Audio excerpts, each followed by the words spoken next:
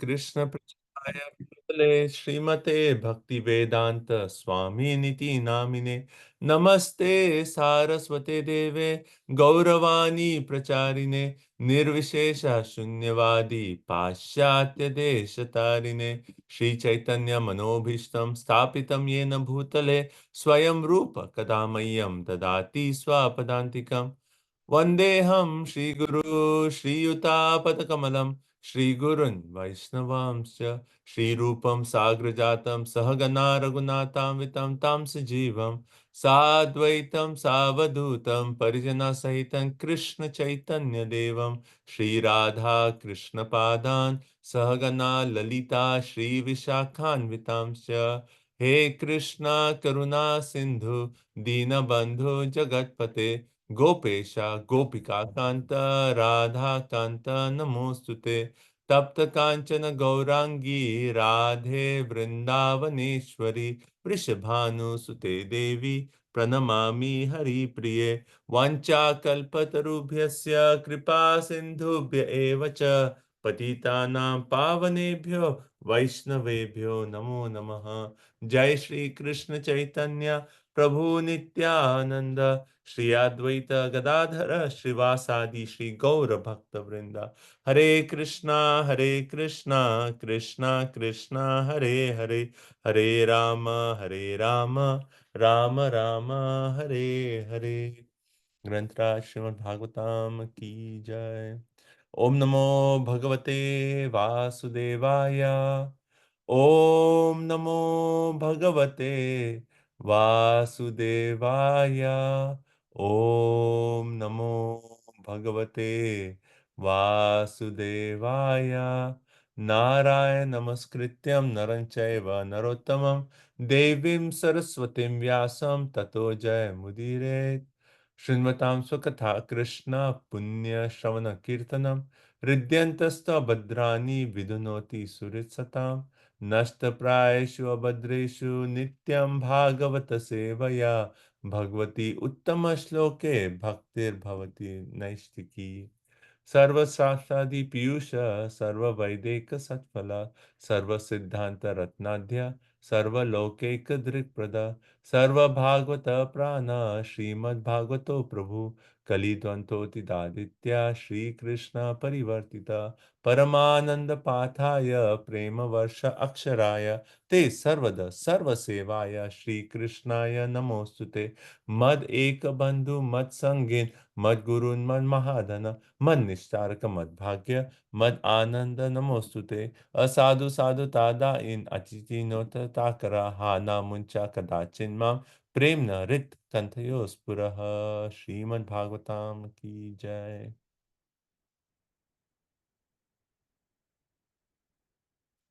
Hare Krishna. Welcome everyone. Thank you all so much for joining. Nice to see all of you on Sunday morning. Yeah, if you're comfortable, you can turn on your videos. Can have a more one-to-one discussion. Okay. Thank you so much. So today actually we are going to discuss third canto, chapter number 15. And it's a very, very interesting section, that whole pastime with the four Kumaras and Jay and Vijay. So let's start discussing. We are in text number 20. So Canto 3, Chapter 15, text number 20. Okay. Let me just see.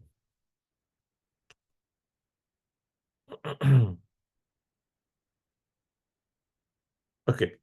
So what's happened so far in this chapter? So we read that how Diti, like she actually, how she had this semen of Kashyapa in her womb, which is very powerful semen, but she actually decided to hold the semen in her womb for a very long time, right? And why did she actually decide to hold the semen in her womb? Because in the previous chapter, how we read that Kashyap Muni had already predicted that the birth of these two children, the two children which will be born from a womb, will actually cause so much disturbance to all people, and also these personalities will actually be killed by the supreme personality of Godhead. And just hearing that how much disturbance this to her sons are going to cause to the demigods and all the people, she decided, okay, let me postpone that disturbance. And hence she actually held the semen in her womb for a long time. And then because she was doing that, and we discussed this, how powerful is that entire act, or how powerful are these personalities, that just by holding the semen in her womb, what happened? There was darkness everywhere. Even up to the demigods were disturbed by darkness. The sun and the moon light was actually impaired for the demigods. And what did the demigods do? And this is very common. Whenever there's problems, what do the demigods do? Let's go up, ask them for the solution. So demigods, they approach Brahmaji and say, oh, Brahma. And first of all, they actually come to Brahma and then say, they glorify Brahma as if Brahma is the supreme personality of Godhead. And say, Brahma, you're omniscient. You know everything. So you please tell us the cause of this darkness. And basically they have come for a solution. That, okay, tell us the cause, but beyond that, also tell us how to actually solve this. And they further make the point that this kind of darkness is actually an hindrance to our prescribed duties. We are not able to function because of this darkness, right? And they glorify Brahma as if Brahma is the supreme personality of Godhead. And then finally, they say like, yes, we know that Deity is actually holding the semen of Kashyapa in her womb, but we want to know more. And please tell us the solution of this entire problem, how to take away this darkness, right? And then Brahmaji, he actually smiles. And why did Brahmaji smile? Can you remember? We discussed this last time.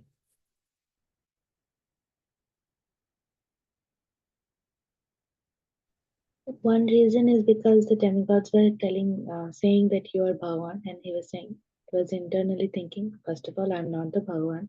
Secondly, you know everything, you're omniscient. I don't know everything. Yes.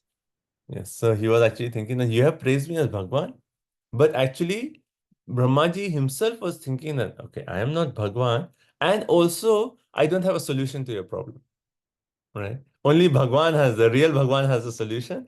And he actually says, all I can do is speak Harikatha. So he's smiling because he has this opportunity to glorify the Lord and glorify the spiritual abode. So Brahmaji himself finds that pleasure in speaking Harikatha, right? So Brahmaji takes that opportunity to actually start speaking the glories of the spiritual abode and and the entire pastime of the Kumaras and Jai and Vijay, right? So then last week we also discussed how Brahmaji actually starts speaking that his four sons, Sanaka, Sanatana, Sanandana, Sanat Kumar, right? We call them 4S. So how these 4S, they actually, once they were traveling through the material and the spiritual skies, and then Ekada, once upon a time, they actually came to the spiritual abode.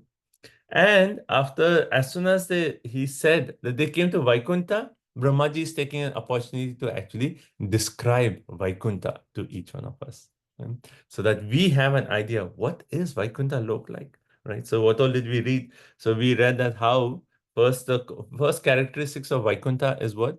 The Vaikuntha men, right? How do they look? The Vaikuntha men have four hands. And what are they doing? They are always glorifying the Supreme Personality of Godhead. And the word was actually used, animita nimitena. That means what? Is there any material cause or desire for sense gratification behind their glorification of the Lord? No. They have no desire for sense gratification, and their glorification of the Lord is just to give pleasure to the Lord, right? So in that way, the Vaikuntha men have four hands and always engage in glorifying Harikatha, right? Speaking Harikatha, glorifying the Lord. And what about the Vaikuntha Lord? What is the glories of the Lord of Vaikuntha? And then we read that how this personality is actually the original personality. He is the supreme personality of Godhead, Vaikuntha Lord, right? And what is he doing? First of all, the point is said that how he can be known only through transcendental sound vibration. That is the only way we can know the Lord is by hearing about the Lord, right? So he can be approached only through transcendental sound vibration. And then what is the Lord always doing? He is actually, what was the Sanskrit there? Text 15.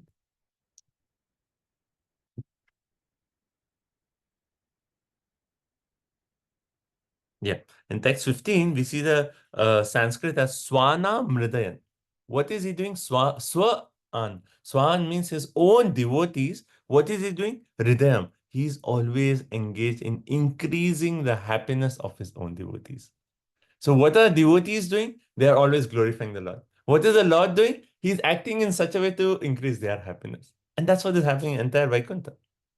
Vaikuntha. That's what the Lord and the devotees, that's how they are actually having their, spending their time. Glorification and other Lord is increasing their happiness. Then further, so we read about the men in Vaikuntha, and then we read about the Vaikuntha Lord. Then what about the place, right? What is the name of the forest in Vaikuntha? Who remembers? Naishreyasam. Yeah. Naishreyasam.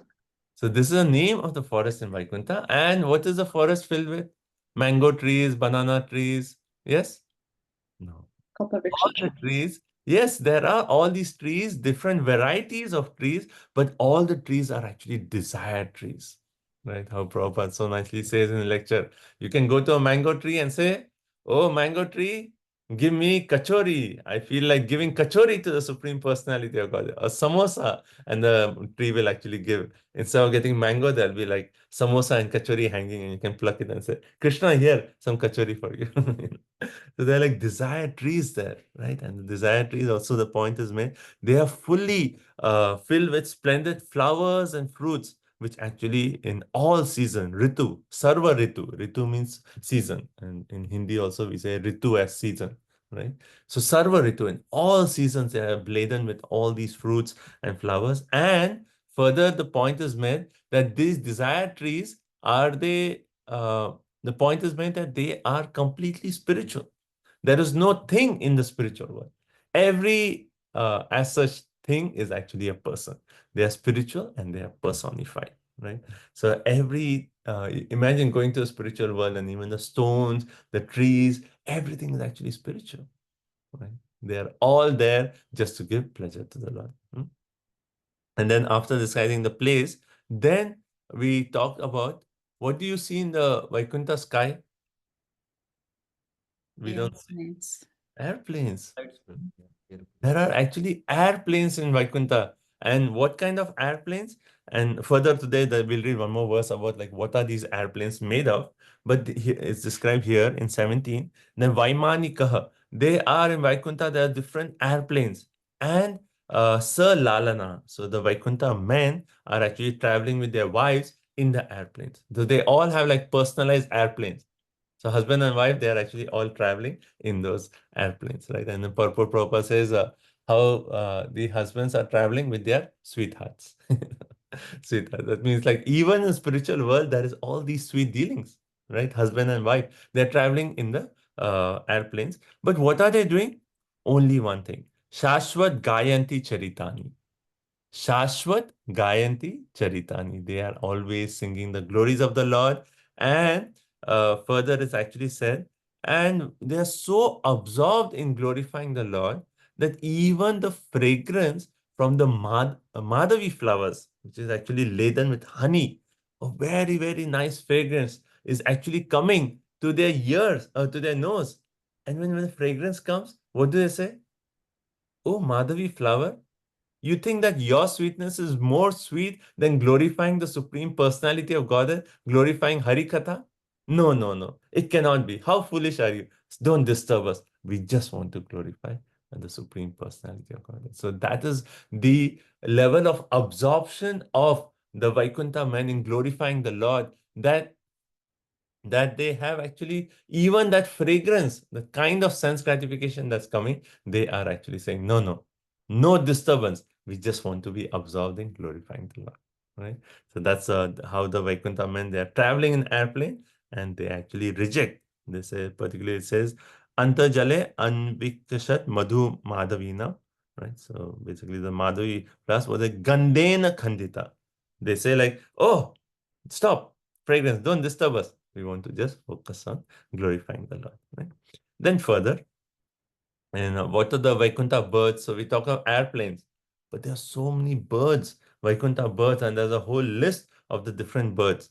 And like Paravata, then pigeons, cuckoo, crane, chakravaka, all these different birds are there.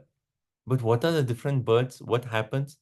All these birds can make such beautiful sound. Like, one thing now, even now, if you go to Vrindavan, you can hear all these like beautiful sounds. Like even if you go to our MVT right behind our ISKCON temple and just sit there, all you can see all these parrots making so nice sound. It's just like it's right behind that in temple area. It's like so crowded. Just come to MVT and immediately all these parrots are flying around and they make so sweet sound. And so all these birds are making so here's a kolahala. There's like a chirping of all these birds. Everyone singing such sweet sounds, right? But then what happens? They stop. When do they stop? When actually the Bringa Adipe, when the king of bumblebees is actually just flapping his wings, right? As soon as the king of bumblebees just flaps the wing, they say, oh, maybe he's speaking Harikatha. Let's just stop and hear. Yeah, let's just stop and hear. So how much appreciation they have, even though the sound of a bee is actually incomparable to the sound of all these nice birds, but still they actually pause and they appreciate and glorify that small bee. And they say like, oh, maybe the flapping of the bees is like Harikatha. So let's stop and hear what the bee is actually saying. Right. And we talked about this mood of like Vaikuntha mood is appreciation for the service of everyone, even little bit service. And that's the mood we want to cultivate. Anyone comes and even offers a little service, we want to appreciate that and we want to glorify that service. Right? Okay. Then after the birds, so we talked of airplanes, we talked of birds, then we talk of different plants. So even the different plants, there's so many different plants with all these nice flowers and sweet fragrance, right? Gandha, they have this nice fragrance. And when they all actually, what do? They actually appreciate the fragrance of Tulsi, you know. And they say, how fortunate is Tulsi?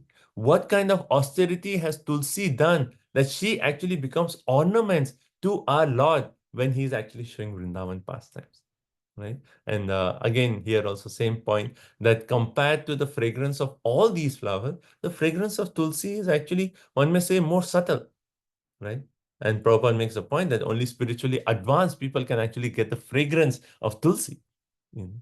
But all these flowers are actually appreciating, oh, Tulsi, what kind of austerity she had done. Maybe we will go down to Bharatvarsha and perform austerities so we can get a position of being offered to the lotus feet of Krishna or being as an ornament on Krishna.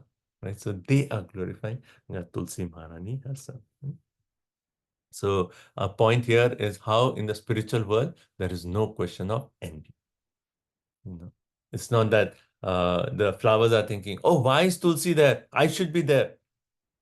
I did so much seva. I should be there. My fragrance is so good. I should be. No, no envy at all in the spiritual world. Okay. And then now text number 20. Okay. So any questions up to this point? Then we continue. So everyone is excited to go back to the spiritual world. I mean, that's the whole point of this is like when we hear, we're like, oh, all we want to do and go to the spiritual world and do what? Just glorify the Supreme Personality of God. Just engage in service to Him. Then that's, and that we don't have to worry about like, oh, now, yes, nice kirtan, nice festival. Now we have to go back. And tomorrow, oh, 9 to 5 job. Again, I have to go and the boss and all these things. I have to earn money, pay the bills. All those headaches are not there. That's why it's Vaikuntha, no Kuntha.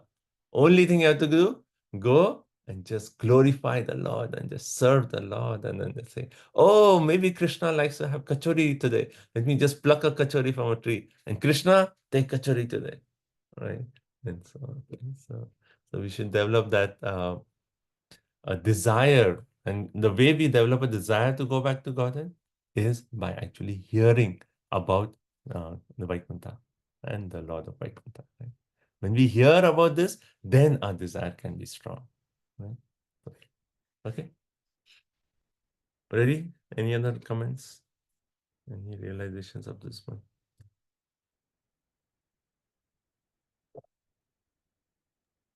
So it will be like kachori trees. Like you don't have to make the kachori. Like I thought ingredients would be there. I mean, The wow. Prabhupada in the lecture, he says, like, you can ask the desire tree. Desire tree, maybe it has mango. And then you can say, no, desire tree, today I feel like I want to offer kachori to Krishna. And desire tree, yeah, take kachori and give.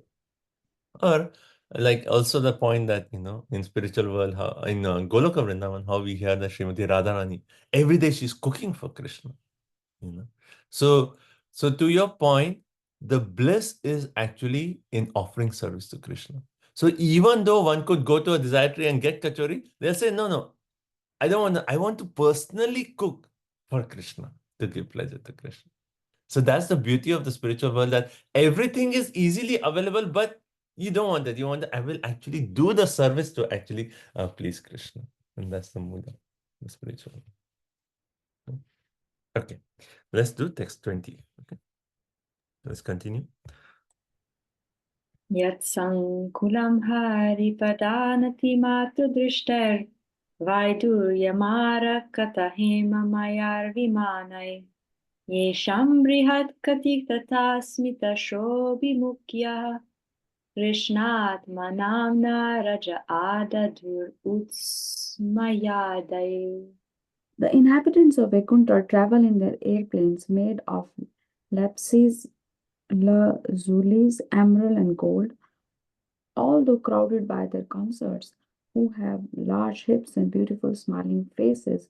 They cannot be stimulated to passion by their mirth and beautiful charms. Hare Krishna. Mm.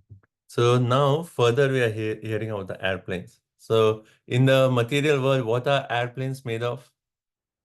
Iron, steel, all those metals, all those things. And in the spiritual world, what are airplanes made of? Like we don't even know what is this. Vaidurya, then Marakata, Hema we know, gold, right? But we can just imagine that the entire airplane is made of gold and diamond and pearls, right? Now it's like, see, Kali Yuga. Even to get like a small piece of gold, it's like so expensive to buy gold. Imagine the entire airplane is made of gold and diamonds and pearls and all those jewels. The whole airplane is made of that. And how did they get those airplanes? Did they have to work a lot and then say, go to this airplane dealer and say, okay, here is my what is it, mortgage? Or, how do they get all these airplanes? And here it says, Sankulam Haripada Anati Matra Dishre. Simply by offering obeisances to the lotus feet of the Lord, they obtain these airplanes. Right?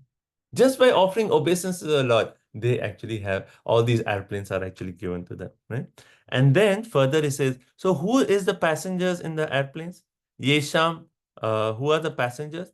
Brihat Kati Tataha. They have large hips. So many like consorts are there. They have large hips. And Smita Shobhi Mukhyaha. And beautiful smiling faces. So they have these airplanes which are like made of all these precious stones. And in the airplanes, they have all these beautiful women. They are the consorts. But are they agitated by this? No. The point is Krishna Atmanam. Their mind is so absorbed in Krishna. Na Raja. Raja means like the mode of passion. Rajaguna, right? And Rajaguna is characterized by what? What is the main point of mode of passion? The attraction between a man and a woman. Okay. Okay. Yeah, that is there. Yes. And in Bhagavad Gita, the main point is unlimited desires. Yeah. So here it says na raja. They don't have any other like sexual desire or any other desire, even when utsmaya adhya, when there is intimate, friendly dealings or laughing and joking between the men and the consorts, still they are not agitated by all this. Right? They are not agitated because why? Krishna Atmana. They are so absorbed in Krishna that They are not agitated by all these, right? There's no sex desire as such. Now, Prabhupada in the purport makes a point that in material of world, how do you want to get a new car? You have to go take a loan, pay the monthly EMI, all those things. And here Prabhupada is saying that anything in the material world means you need labor, hard work, and even after doing all the labor and hard work, is there a guarantee we'll get it? No, it depends on our karma. If your karma is there, you'll get it. Otherwise, you will not get it, right? In spite of all your hard work. But in the spiritual world, all the opulences can be obtained simply by offering obeisances to the Lord, simply by the benediction of the Lord. Hence, then Prabhupada makes a point. Hence, devotees cannot be poverty-stricken, as is sometimes cannot be poverty-stricken. So how do we understand this? Particularly in the 10th canto of Bhagavatam, there is this conversation that Yudhishthira Maharaj is asking that how is it I see that the devotees of Lord Shiva, they appear very opulent, but the devotees of Lord Krishna, they appear poor. And here Prabhupada, what is he saying? That how devotees actually, they cannot be poverty stricken. So how do you balance these two statements of the Bhagavatam? Actually, the point is, you're understanding the point? Yeah. So Yudhishthira Maharaj is asking, like, I've seen like followers of Lord Shiva, they get so much opulence. But followers of Lord Krishna, they are many times poverty stricken, right? So here the point is that devotees, because they are in connection with the personality who is the proprietor of everything, right? With the supreme personality of God, they have actually so much, they have unlimited opulences, but they are not interested in them. So hence the Lord actually says, anyway, they are not interested. So if they want, I will give them, but if they don't want, I don't give. Right? So externally, it may appear that a person is poor, but they are connected with the one who is the proprietor of everything. That's the first point. Second, Krishna can give all the opulences to a devotee, but he sometimes withholds. He withholds. One is to protect the devotee from falling, right, getting puffed up. Or the second point is yeah, maybe that's it, to protect the devotee from pride or fall. Right? So Krishna can give, but he withholds. And third, when a devotee is actually using everything in Krishna's service, then Krishna gives him more and more and more. Like Prabhupada's example, like how Prabhupada says, like, we read how when he was in India, I mean, he was like really like, just when he was staying in Vrindavan, no money actually. Nothing. Prabhupada had no money. You know how he used to like, even for paper to publish his like 2-page Back to Godhead magazine. He has to struggle so much just to get paper, that 2 pages of paper to print his Back to Godhead. He had no money. But then later on, what did he say? And when reporters used to ask him after ISKCON was established all around the world, he established ISKCON all around the world. Then reporters used to ask him and he said, oh, in London we have 40 cars going out every day and book this. And Prabhupada was like, one way it appeared that he was proud of all this opulence. But he was saying like, all this is used in Krishna's service. So when the right time came, that, okay, now Prabhupada, all these disciples are there, ISKCON needs to flourish, but Krishna just blessed him abundantly with opulence. So for a devotee, it is not a question of karma, all those things. When in the right time, Krishna will give him abundant opulence so that it can all be used in Krishna's service, right? So one is devotees are always connected with Krishna. So Krishna, you are like children of the person who is a proprietor of the whole universe. Right? So how can devotees be poverty stricken? Right? But Krishna sometimes withholds just to protect the devotee, or he gives when the devotee is ready to actually use everything in Krishna's service. Okay, so that's the point the Prabhupada explained. The next point is the consorts in the spiritual world. Like imagine here, like the most beautiful woman in the material world. And don't imagine it's Sunday morning. Anyway, my point is, even if you consider the most beautiful woman in the material world, that beauty, if you multiply it by 1,000,000 times or more, that may be beauty of a woman in Swargalok, like maybe the Apsaras or something. Now consider the beauty of people in the spiritual world. You cannot even imagine how beautiful they are. right? So Prabhupada is making the point that the consorts in the spiritual world are so beautiful. And then further he talks about like they have beautiful bodies and large hips, etc., etc. But still the men are actually not attracted to them in a sexual way.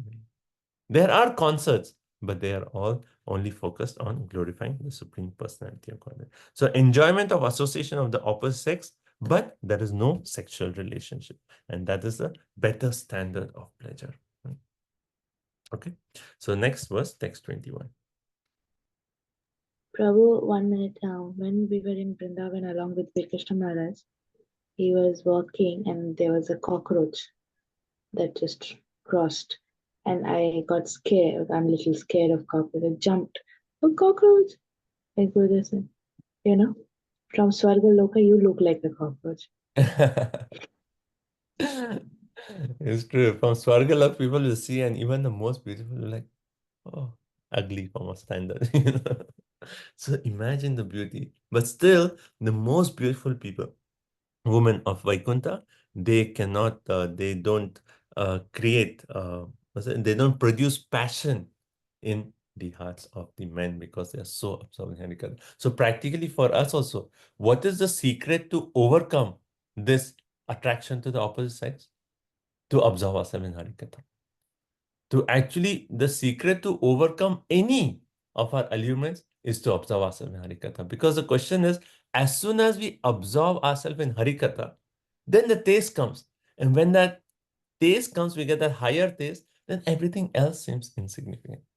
Right? How the Bilawa Thakur verse, like Prabhupada often quotes, it says when Bilawa Mangal Thakur is saying that when I think, Nava Nava Rasa, like when I'm absorbing Krishna Katha, every moment so much pleasure I'm getting. Nava Nava, every moment so much pleasure that when I think about the sex in this material world, Prabhupada said, I spite.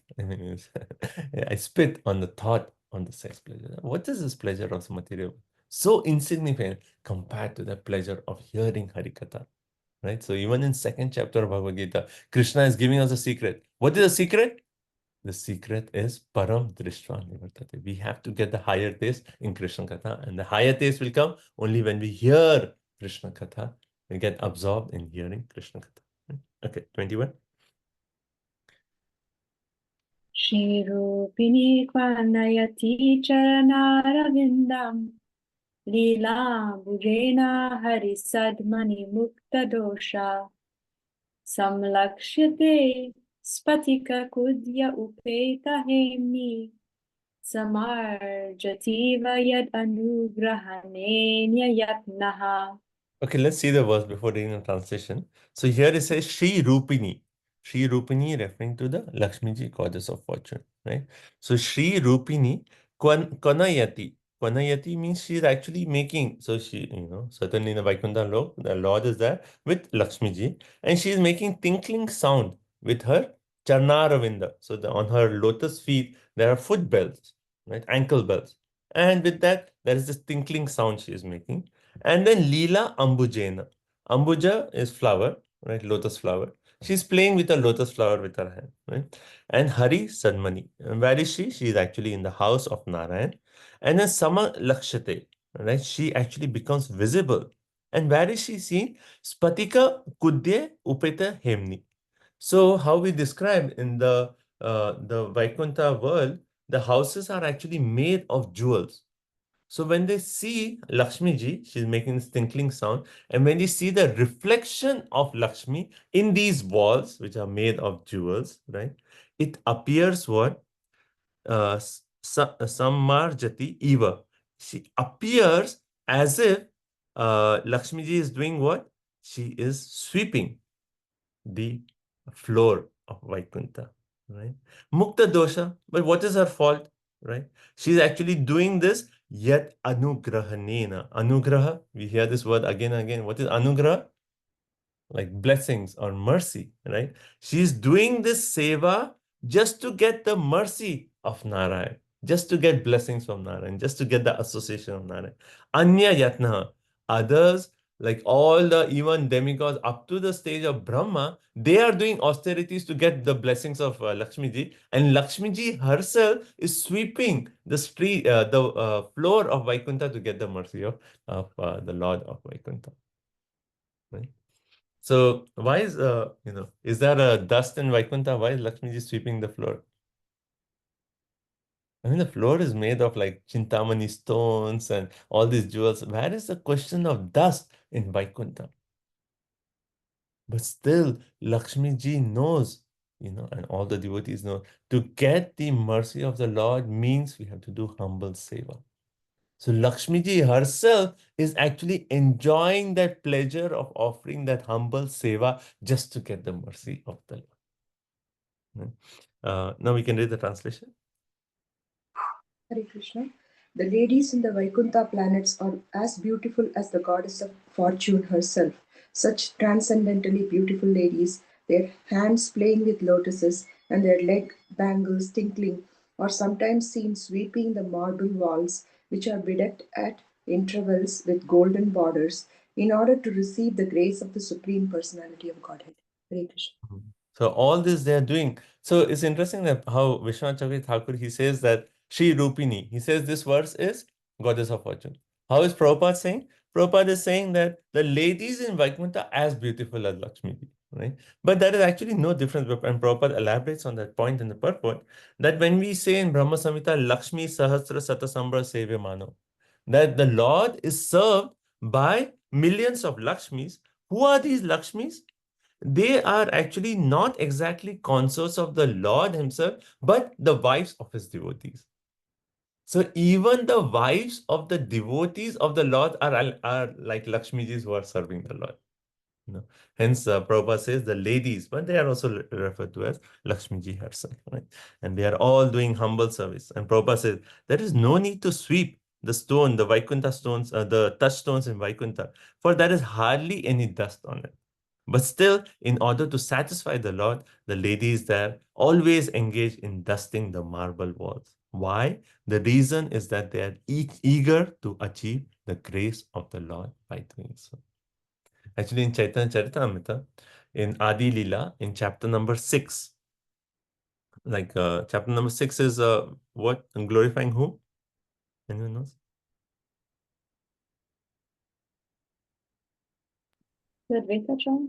Advaitacharya, yes. Chapter number 5, Nityananda Prabhu. Chapter 6, Advaitacharya. And the entire chapter is actually focused on the point of the pleasure a devotee obtains in serving the Lord. And why is that? Because Advait Acharya, though he is Vishnu himself, he is actually always considering that I am the servant of Chaitanya Mahaprabhu and I want to serve Chaitanya Mahaprabhu. And why is that? Because the pleasure of serving the Lord is actually uncomparable. So there's a shloka, Adi 646. Parama preyasi Lakshmi hridaya vasati tenho dasya sukha mage kariya minati. Okay. I'll just share my screen quickly. Let's see.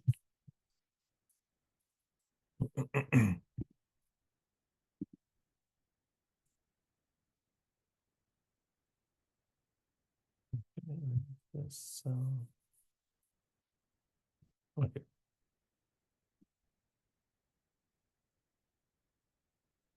Right. So Adi Lila, chapter 6, Glories of Advait Acharya. And if you see text number 46.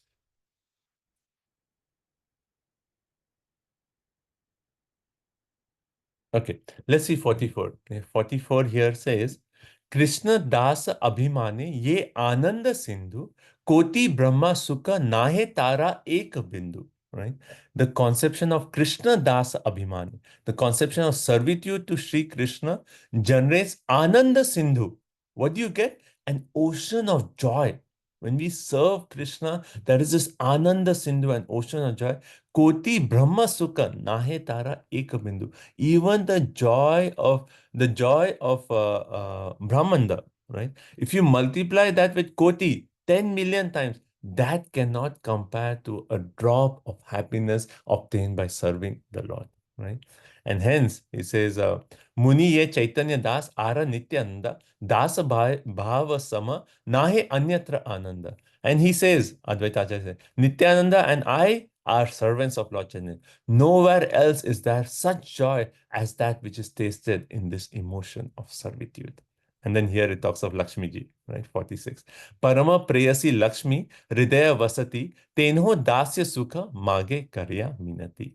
The most beloved goddess of fortune resides on the chest of Sri Krishna, yet she too, earnestly praying, begs for the joy of service at his feet. So this is the whole point of this verse, that even Lakshmi ji, what is she doing? She wants to experience the pleasure of joy in serving Krishna. So even though there is no dust, it appears that she's sweeping the floor just to get the pleasure of serving Krishna, just to attract the mercy of Krishna. Okay, next verse. 22. Vapishu vidrumatata swamalamritapsu preshyan vita nijavane tulasi bhirisham abhyarchati swalakam unnasam ikshyavaktram ucheshitam bhagavatet yamatanga yatri. Okay, so let's see the like word to word we can go through. Vapushi is in the ponds. With Tathastu, the banks of the ponds are actually made of what? Coral, vidruma. Right, so this is just describing a place. So initially, the first part of the verse is just describing the place. So there is a pond with coral banks, and the water, how is the water? Apsu is Amala and Amrita. The water in the lake is transparent and nectarian. And then Nija Vane, right? So there is a garden around the pond. The ponds are in a garden. And Presha Anviti. And then Lakshmiji is there, surrounded by her maid servants. So the first part of the verse is just giving the description of the place. That Lakshmi ji is there on the banks of this pond, right, which contains water, which is transparent, nectarian, right, and in her own garden, and she's surrounded by maidservants. And then what is Lakshmi ji doing, right? So here it says, Tulasi bhi isham abhar yachati. So the previous verse described bhakti expressed in a service. Now this verse is describing bhakti expressed through worship, archana. Right? So previous was through service, and here it is worship through service through archana. Right? So how is she doing the archana? Tulasi bhi. Even she's taking tulasi and doing archana of the Lord. Abhyarchati is like worshipping the Lord. And then when she's worshipping the Lord, su alakam, she sees her face, which is decorated with tilak, right, or beautiful locks, and raised nose, unnasam, with raised nose, and she actually sees the reflection of her face in the pond, right? And what does she see in the reflection? When she sees her own reflection, she thinks that this is the leftovers from being kissed by the Lord. It's a very Rasika verse. But it actually says that, like how a devotee may see something opulent and something nice and say, oh, this is certainly the prasad of the Lord, the mercy of the Lord. Lakshmi ji, who is so beautiful, is seeing her own reflection and saying that, oh, because the Lord kissed me, hence my face has become beautiful. Right? Or she sees a reflection of a face with the blue lotus and think that, oh, the Lord is, so she sees in the pond, she sees her face, and then she sees a blue lotus in the pond, and she thinks what? The blue lotus is Krishna or Narayan, and Narayan is actually kissing my face. So beautiful. And then she thinks, and then Iti Mata, she thinks this way, and then yet Shriya, it appears that she becomes more beautiful by the Lord's kissing. Right? So who can be more beautiful than Lakshmi ji? But Lakshmi ji's beauty is actually enhanced by the kiss of the Lord. And this comes in Chaitanya Charitamrita also. If you see Adi Leela, chapter 4, text 190, it talks about how in the spiritual world, there is always a competition between Krishna and the gopis. What is the competition? The competition is Krishna sees the gopis and says, wow, so beautiful. And Krishna's joy increases. He becomes so happy seeing the gopis. And then when the gopis see that Krishna is happy seeing us, then the gopis become more beautiful. And then Krishna sees the gopi, oh, so much more beautiful. He becomes more happy. And then again, the gopis see Krishna and say, oh, he's become more, So it is like a competition that keeps going on and on and on. And this way, there is ever increasing joy and ever increasing beauty in the spiritual world. So if you see text 190 to 194 in Adi 4, it talks about this competition. So similarly here, who can be more beautiful than the goddess of fortune? But she becomes even more beautiful when she thinks that, oh, I have been kissed by Krishna. Prabhupada starts the purpose and say, generally when a woman is kissed by her husband, her face becomes more beautiful. And so on. Okay. So this is how Lakshmi ji is worshipping the Lord, right? But there's also one very practical point here. If you, in the prayers of Prahlad Maharaj, so this is 7th canto. You see 7th canto, 9th chapter. There's a beautiful prayer by Prahlad Maharaj. It talks about this point. If you see canto 7, chapter 9, text number is 11.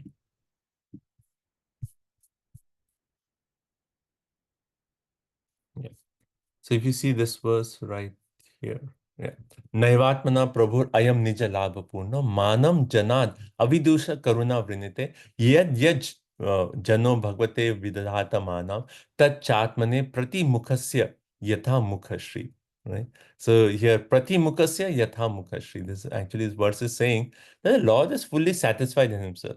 But when a devotee offers a prayer to the Lord or offers something to the Lord or worships the Lord, it is actually a devotee who actually becomes more beautiful, right? It is for the benefit of the devotee, right? And then it says, just like the example is, prati mukhasya yatha mukhashri. If one's face is decorated, the reflection of one's face in the mirror also is seen to be decorated. So by Lakshmi ji's offering of that, making the archana, she becomes more beautiful. She actually becomes more pleased. Okay. So similarly for us, when we are offering prayers, is it for the Lord's benefit?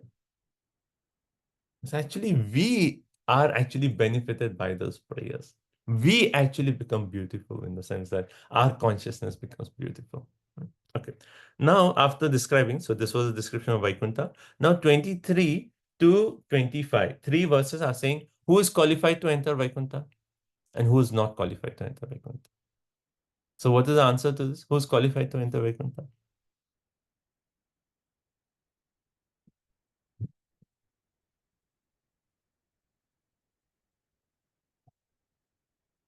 Only pure devotees. Okay, pure devotees are qualified. Okay. Who's not envious. Who is not envious, because we read. So just by thinking of all the last few verses, we can think about what is the qualification of one to enter Vaikuntha. Certainly no envy. That was one point. Then another point is appreciation for everyone's service. That's also related to the point of envy. What else? No material desires. No material desires. When the fragrance of Madhavi flowers come in their fragrance, they're like, no material desire, no sense gratification. Their only motive is what? Rising God. Yeah, glorifying the Lord. So the point is, if we are always engaged in glorification of the Lord or hearing Hari Katha without envy, without envy, then we actually become qualified to enter Vaikuntha. Okay, so let's see what Brahmaji is saying. Who is qualified to enter Vaikuntha? 23? We didn't read the translation. Okay, 22 translation. Correct. Hare Krishna. The goddess of fortune worship the Lord in their own gardens by offering tulsi leaves on the coral paved banks of transcendental reservoirs of water. While offering worship to the Lord, they can see on the water the reflection of their beautiful faces if the rise noses, and it appears that they have become more beautiful because of the Lord's kissing their faces. Hare Krishna. So the entire description of Vaikuntha ends with like a very Rasika verse, right? Okay, 23. Yana Vajantya Gabidho Rachananuvadach Shinvanti Yenya Vishaya Kutata Matignihi Yastu Shruta Hata Bhagair Nribhir Atasaras Tamstan Shipantya Sharaneshu Tama Suhanta. Okay, so just looking at the verse, we'll get the hint of. So to describe who is qualified to enter, he basically starts off by saying who is unqualified. Okay, so yan na vrajanti. So na vrajanti, they cannot go into Vaikuntha. Who? Agabeda. Right? What is Agabeda? Agha is referring to all the sins, and Agabida is one who actually vanquishes all the sins, one who destroys our sins. Who is the one who destroys all our sins? Sarvadharman parityajya mam ekam sharanam vraja aham tvam sarva papebhyo. So who is destroying all our sins? Krishna. So Agabida anuvadat means narration, shrinvanti. So those who do not hear of the glories of the Supreme Personality of Godhead, here used by the word agabeda, those who do not hear, and then what do they hear? Shrinvanti here, anya vishaya. Anya vishaya. They hear other subject matters. And what do the other subject matters do? Kukatha and mati nihi. Kukatha. Kukatha. Like we say sukatha. Su and ku. Right? Su is what? Good. Ku is bad. So what do they hear? Kukatha. They hear these bad words, or in one sense, this low, unworthy topics. And what does it do? Mati gnihi. Mati is intelligence, right? Matignihi, Agni, like Agni, that destroys their intelligence. So people who do not hear the glories of the Supreme Personality of Godhead and then they hear Anya Katha, which actually just simply destroys their intelligence, such people, he say Hanta, right? He uses the word Hanta. Oh, alas, right? Alas, such people, hata bhagahi nibhi, such unfortunate people, they take away atasar, the essence of their life, all their good fortune is actually being taken away. And shipanti means almost like forced. They are forced or thrown into tamasa. This is the last but one word, tamasa. Tamasa means the darkest region of the material world. And sharaneshu. Sharan means shelter. Asharaneshu. Without any shelter, they are being thrown into the hellish condition. So who is not qualified to enter Vaikuntha? Na vrajanti. Those who do not hear the glories of Agabida and they hear Anya Vishaya, other topics that actually destroys their intelligence and simply they are kukatha, they are low topics. Right? And Hanta, oh alas, Brahmaji is actually saying, alas, these people, and further he'll make the point, they're so fortunate. They have this human form of life on Bhuloka, so fortunate. But still, they are actually losing their essence of life and they are being pushed, Shipanti, thrown with great force into tamasa, into the lowest regions of material existence without any shelter. Right? Translation. Hare Krishna. It is very much regrettable that unfortunate people do not discuss the description of the Vaikuntha planets, but engage in topics which are unworthy to hear and which bewilder one's intelligence. Those who give up the topics of Vaikuntha and take to talk of the material world are thrown into the darkest region of ignorance. Srila Prabhupada ki jai. So Prabhupada here also talks of the most unfortunate people are who? The impersonalists. Why the impersonalists are most unfortunate? Because they know that yes, that is some spiritual reality. And they know about the Brahman, but they reject the variegatedness of the spiritual world. They say, okay, yes, that is a spiritual. They talk about that, but they say, oh, how can spiritual world have variegatedness? The highest in the Vaikuntha means only this Brahman effulgence. Those people are most unfortunate. Like even a person who does not know about the spiritual reality, you go and talk to him, and if he's innocent, he'll say, okay, let me hear. You're talking a spiritual world? What does spiritual world look like? What happens? Tell me. He'll hear. But then impersonalist, you go and tell him, immediately he'll like, what? Variety in spiritual world? That is nonsense. and he'll just reject this whole concept. And that's why Prabhupada said that most unfortunate people are actually the impersonalists who actually deny the variegatedness in the spiritual world, right? Okay. Yeah, but the fortunate people are those who actually discuss and they try to understand the real nature of the spiritual sky. So what we are doing here is actually the activity of the most fortunate people. That we just hear about Vaikuntha, we cultivate our desire, and we go back home, back to God. Okay. Okay, text 24. Yebyartitam api chano nrigatim prapanna jnanam chatatva vishayam sahadharmam yatra naradhanam bhagavato vitarantyamushya samohita vitataya bata mayayate. Lord Brahma said, "My dear demigods, the human form of life is of such importance that we also desire to have such life. For in the human form, one can attain perfect religious truth and knowledge. If one in this human form of life does not understand the Supreme Personality of Godhead and his abode, it is to be understood that he is very much affected by the influence of external nature." So imagine Brahmaji himself is actually here saying, Ye abhyartitam, that this kind of birth, this human form of life, is actually desired.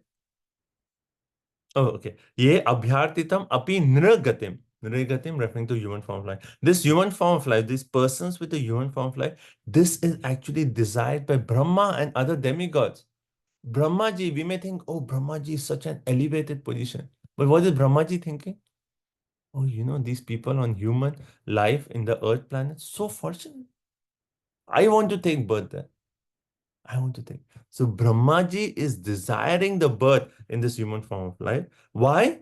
Nrigatim prapanna jnanam and tattva vishaya. Right? So in human form of life, one can attain jnanam and tattva vishaya. One can attain that perfect religious truth and knowledge. And those, yatra na aradhanam, having obtained this human form of life, they do not, na aradhanam, Bhagavata, they do not worship the Supreme Personality of God.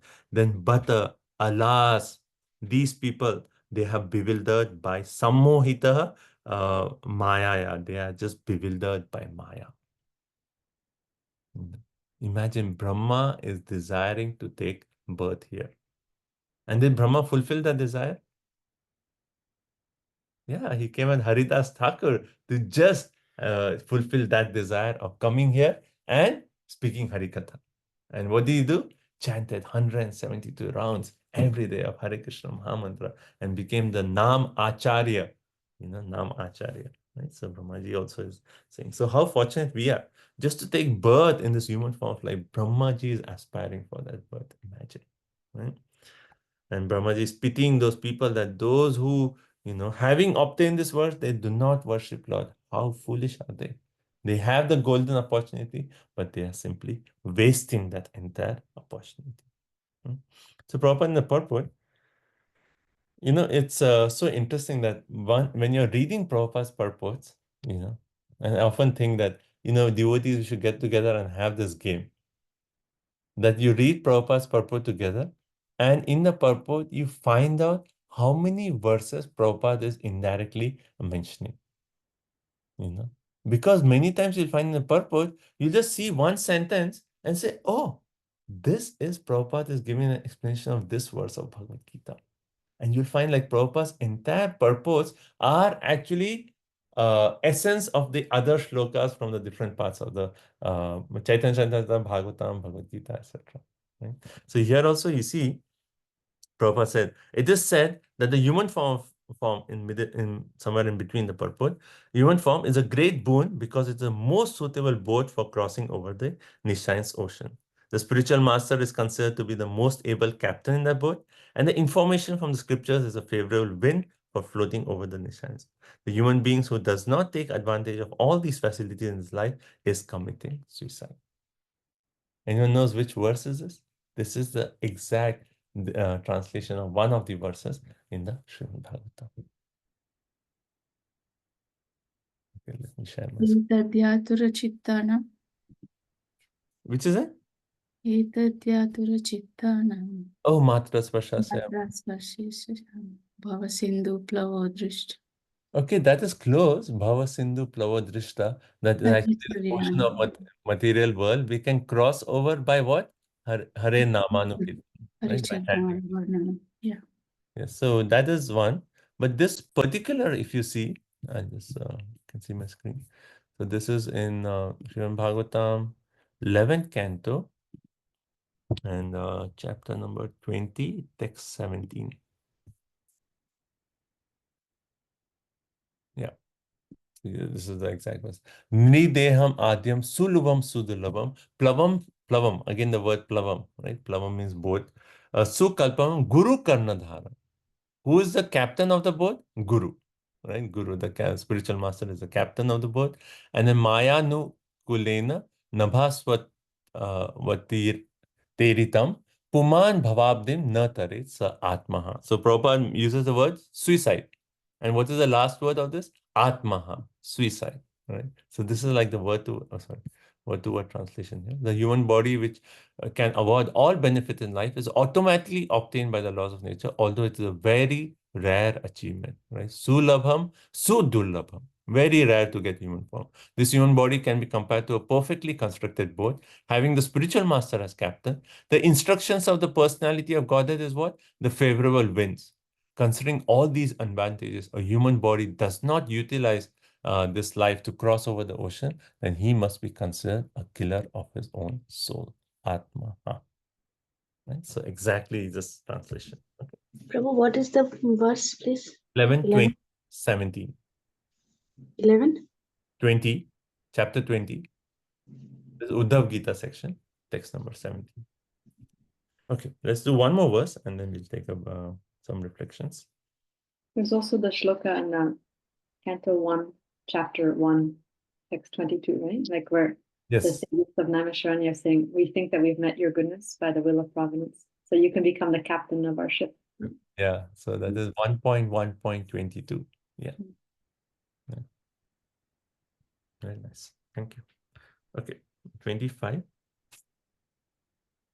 Yacha vajantyani rishabhanuvritya dure yamayu parina sprihaniya shilaha Barturmita Suyashasa Katananuraga Vaiklavya Bashpakalaya Pulaki Kritangaha.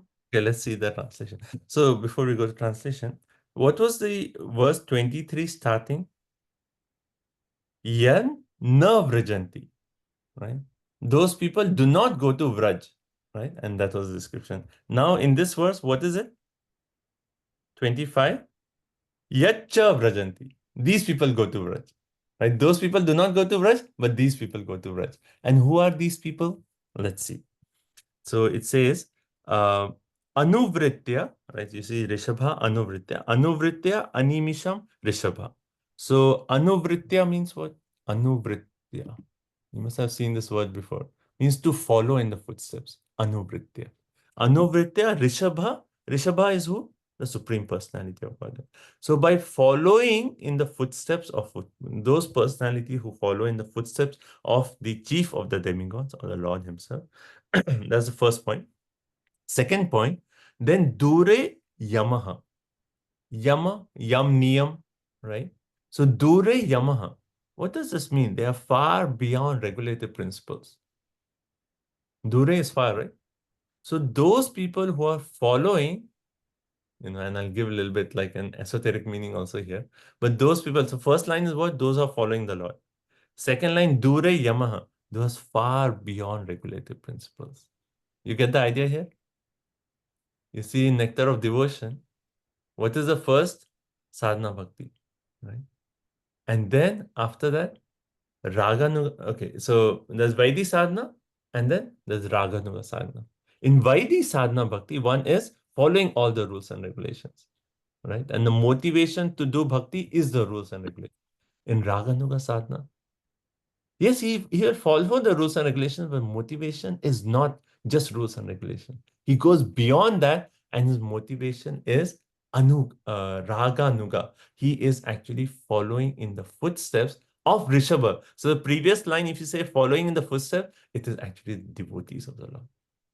Those who follow in the footsteps of the devotees of the Lord, who come to the stage of Raganuga and beyond, Bhav, Prem, etc. And then he Uparinaha, and they are actually superior to us. So Brahmaji is saying those personalities are superior to us. Sprihanya Shilaha, and their good qualities are desired by even us. And what are those good qualities? Bhartur Mitaha Suya Saha Katanaha. They discuss the glories of the Lord, and while they are discussing the glories of the Lord, what happens? Anuraga, Vaiklavya, Bhaspa Kalaya, Pulaki Krata Angaha, those people are qualified to enter Vaikuntha. So when we discuss Krishna Katha, and when we are discussing Krishna Katha with Anuraga, with attraction, with ecstasy, with tears in our eyes, with shivering of our body, then we are qualified to go back home Bhakti College. Right. So we are aspiring for that day when we are discussing Bhagavatam and tears flow from our eyes and we have shivering of the body and we have that anurag for Krishna. And when you reach that stage, then you are qualified. Then yacha vrajanti. You will go to Vraj. Don't worry. You will go. Right? So you can see all these meanings like how, our nectar of devotion talks of this all sequence. And here we see that Bhagavatam is actually making that point. Who is qualified to enter Vraja? What is the goal of the entire Bhagavatam? One verse which says the goal of the entire Bhagavatam.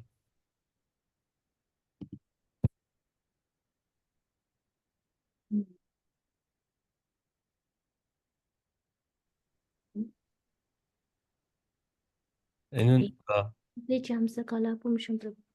like something I'm forgetting that. Yes. About crying and ecstatic symptoms.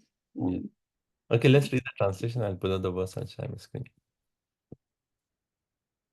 So, Translation? Who's? Raj Prabhu, are you able to reach translation? The text 25?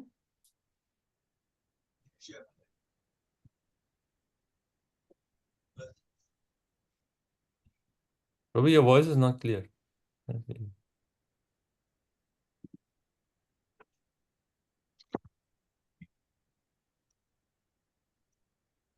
Now it's clear, Prabhu? Yes, Yeah. Prabhu. Okay. Persons whose bodily features change in ecstasy and who breathe heavily and perspire due to hearing the glories of the Lord are promoted to the kingdom of God, even though they do not care for meditation and other austerities.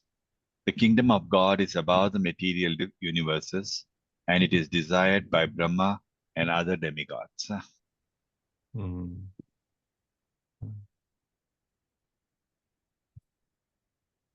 Okay. Oh, where is that?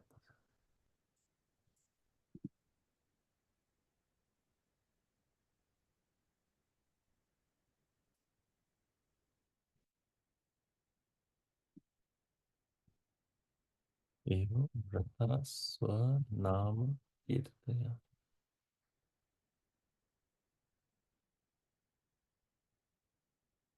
Oh, I'm not able to find it verse. Starts with Evam Vrata Swanama Kirtaya. It is in 11th canto of Bhagavatam. Oh yeah, I found it here. 11 to 40.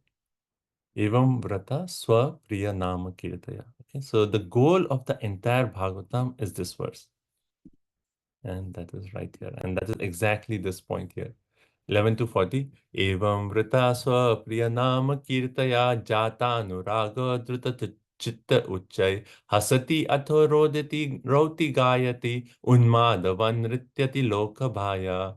By chanting the holy name of the Lord, one comes to a stage of love of God. And then the devotee is fixed in his vow as an eternal servant of the Lord, and he gradually becomes very much attached to a particular name and form of the Supreme Lord. As his heart melts with ecstatic love, he laughs very loudly, or cries, or shouts. Sometimes he sings and dances like a madman, for he's indifferent to public opinion. So it is hasati, rodati, gayati, right? Unmadavat. In like a madman, he's singing, dancing, he has all these ecstatic symptoms. That person is qualified to enter Vaikuntha. Okay? Okay, so I'm just going to share my screen again. Is it okay, everyone? When do you know when you're qualified to enter Vaikuntha?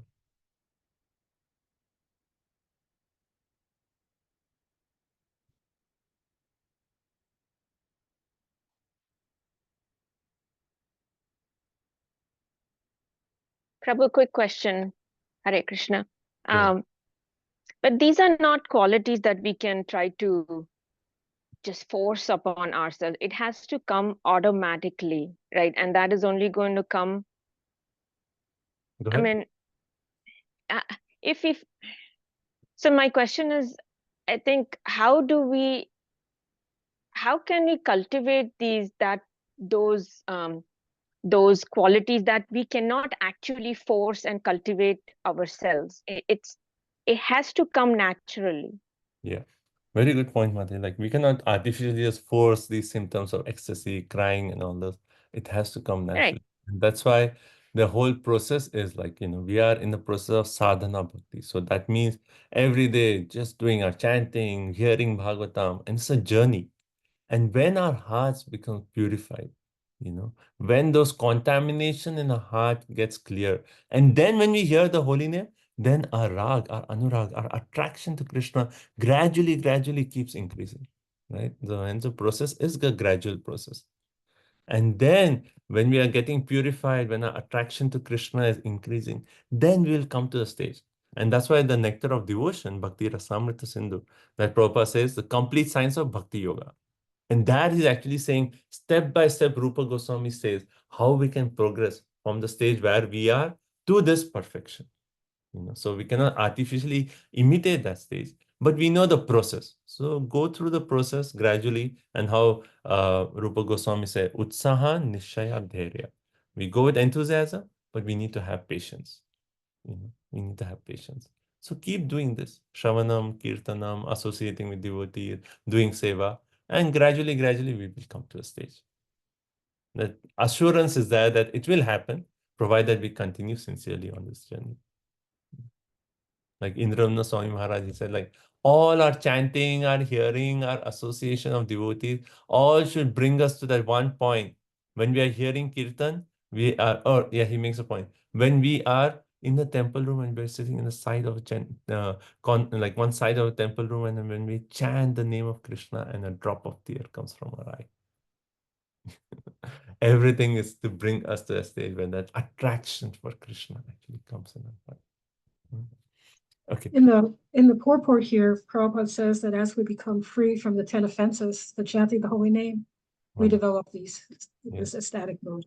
Wonderful. So actually, Chaitanya Charitamrita makes the point that Bahu Janma Yadi Kade Shravana Kirtanam. For many lifetimes, we could be chanting. But if we are chanting with offenses, then Bahu Janma Tabi na paye Krishna Prema Dhamma. You will not get Krishna Prema. Even if you are chanting every day, if we are chanting with offenses. So we have to get clear of those offenses. Okay. Here, I'll share my screen. So this entire purport is a long purport, and Prabhupada quotes so many verses in this purport. So if you see my screen, so first he says, okay, how can we develop those qualities, be qualified to enter the spiritual world? First he says, he quotes this 5:18-12, Yasyasi Bhakti Bhagavati Akinchana.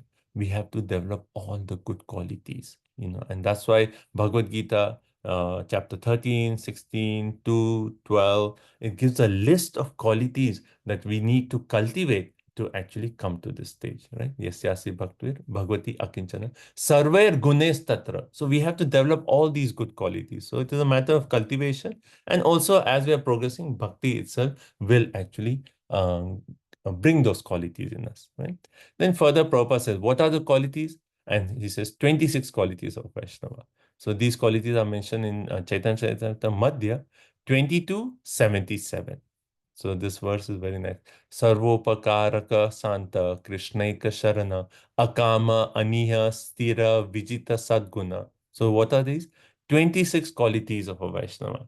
What is it? Devotee is always merciful, humble, truthful, equal to all, faultless, magnanimous, mild, clean, without material possessions, welfare work for everyone, etc., etc. Right? So 26 qualities of a Vaishnava.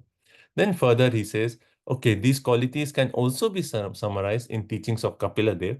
He quotes Bhagavatam 3:25-21. Titikshava karnika surida sarvadehina ajata shatrava shanta sadhava sadhu bhushana. Sadhava, the devotee, sadhu bhushana. These qualities are like the ornaments of a devotee, right? What are those qualities? Tatikshava, he is actually very tolerant, forbearing, very merciful. Surida Sarvadehinam, he is a well-wisher for all living entities. Ajata Shatraha, he has no enemies, right? Shantaha, he is very peaceful. And these are the qualities of a devotee. Then further, Prabhupada quotes, Mahat Sevam Dwaram Ahur Vimuktes, Tamo Dwaram Yoshitam Sangi Sangha, 552. He says the verdict of all Shastras and great personalities that how can we enter Vaikuntha? Mahat Sevam Dwaram Ahur. The door to Vaikuntha will open when we do Mahat Seva. When we serve the devotees of the Lord, that opens the door to Vaikuntha. Tamo Dwaram, and there's another door, and that door will open when? Yoshitam Sangi Sangha, when we are actually connected with bad association. So bad association will take us to that Tamo Dwara, and as a service of devotees will take us to Mahat Sevam. Right? Oh, sorry, will take us to Vaikuntha. Then further, Prabhupada quotes this 2:324. Tat asma sharanam hridayam batedam. This also we have discussed this earlier. That certainly that heart is steel frame. In spite of once chanting the holy name of the Lord with concentration, does not change when ecstasy takes place. Tears does not fall in our eyes, fill our eyes. Our hairs does not stand on end. You know. So if we are while chanting Hare Krishna, we are not feeling these symptoms of ecstasy, that certainly means our heart is steel frame. We have a lot of purification to go through. Right? Then further, Prabhupada talks about 10 offenses, and he lists those 10 offenses and say, like, while chanting, we have to be careful of these 10 offenses. Otherwise, our heart is steel frame, and that transformation will not come out. Right? And then he quotes Adi Lila 8:31. But if one only chants with some slight faith the holy names of Lord Chaitanya and Nityananda, oh yeah, so basically after quoting the 10 offenses, he says like, well, we are, we know the offenses, we are trying to get rid of the offenses, but still, it's a journey. But how now we can chant without offenses? And he says, Chaitanya Nityananda nahi e sabha vichar. When we chant the name of Chaitanya Nityananda, they don't consider offenses and all. Nama laite prema dena vahe ashrudhar. Very quickly, when we chant the name of Gauranga, Nityananda, very quickly we get cleansed of all our offenses. And thus, as soon as one chants Hare Krishna, he feels ecstasy of love of God. Hence, we say like, before we chant Hare Krishna, what should we chant? Jai Shri Krishna Chaitanya, Prabhu Nityananda. Because when we chant this Panchatattva mantra, there are no offenses. They don't take any offenses. And then when we chant Hare Krishna, then quickly we can come to the stage. Evam vrata swanama priya kirtaya. Jata no jata. Rita chitta uchay. Hasati roti gayati. Right? We'll get tears in the eyes. We have to take shelter, right? Chanting. So very nice purport. And Prabhupada is quoting all these verses. And actually it's interesting if you see like, how is Prabhupada getting all these verses? Like one after another. And these sequence of verses are from Chaitanya Charitamrita Madhya Leela. Let's see.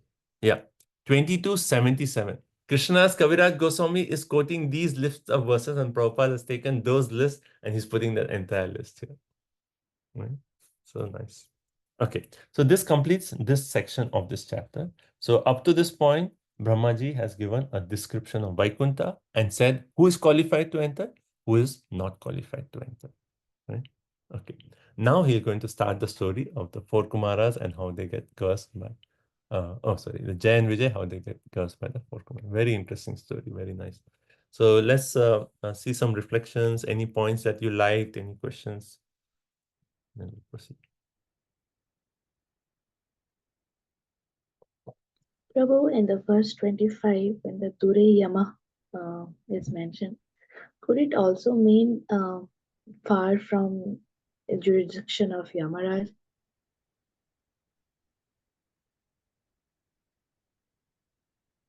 Mhm. The devotees. The point is, see, Prabhupada translates Yamaha as regulative principles. It proves him, yeah.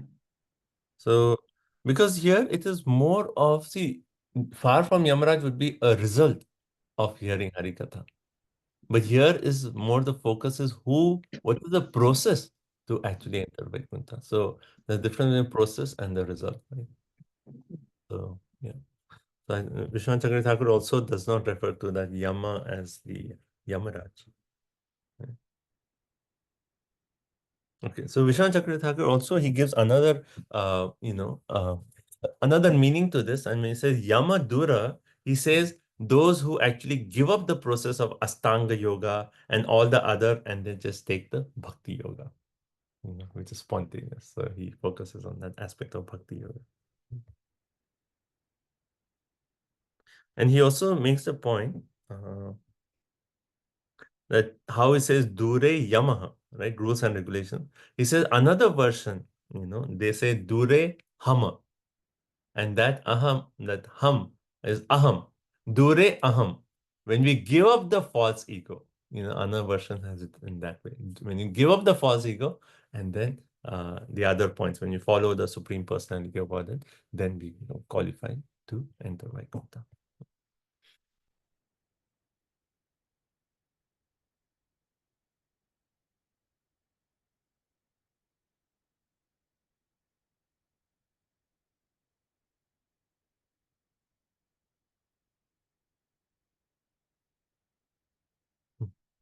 So another point here, Vishwanath Chakravarti Thakur makes in the purport, he says like, okay, I have described the qualities. Brahma is saying that who is qualified to enter Vaikuntha. But what about the four Kumaras? Now they have entered Vaikuntha. What about Durvasa Muni? Did he not enter Vaikuntha? When the Ambarish Maharaj passed him in Durvasa Muni, he came all the way to Vaikuntha to ask Vishnu, oh Vishnu, you protect me. No one else can protect me. So how is it that these personalities can enter Vaikuntha? They don't have this qualification that Brahma is explaining, how they actually enter. So Vishwanath Chakravarti Thakur makes the point.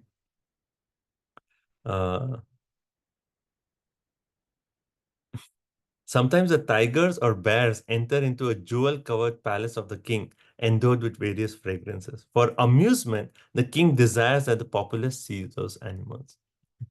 So he's making the point that sometimes in the kingdom, inside the kingdom, a king may call some animals to come in. But that does not mean he's going to keep those animals in the kingdom. He just wants the other people to see, oh, here is a tiger, see. And then further he makes the point. Similarly, the Supreme Lord, for fun, by his will, brings material objects, ferocious demons, saintly persons like Brigu, and then we can say like Durvasa Muni, etc., to Vaikuntha to show them the inhabitants to the spiritual world. Right? So he actually brings them to show, oh, these are my inhabitants, these are my pure devotees. And then he quickly takes them away as is suitable for his purpose. Right? So personally, like Durvasa, they come, and then after the reason is complete, then the Lord sends them away. Right? But for his pure devotees, what does he do? He brings them to Vaikuntha on what? On his airplane. Like how for Dhruva Maharaj, the airplane came and Nanda and Sunanda, his own associates, said, Dhruva Maharaj, please come. Let's take you to Vaikuntha. Right? And then through his associates on airplanes and had them reside there eternally. Devotees, they go there. It's not like Durvasa Muni going and coming. They go, they eternally reside there, and they taste the sweet abode, the sweet service, the sweet pastimes of the Supreme Personality of God. Not the others, not the others. Okay.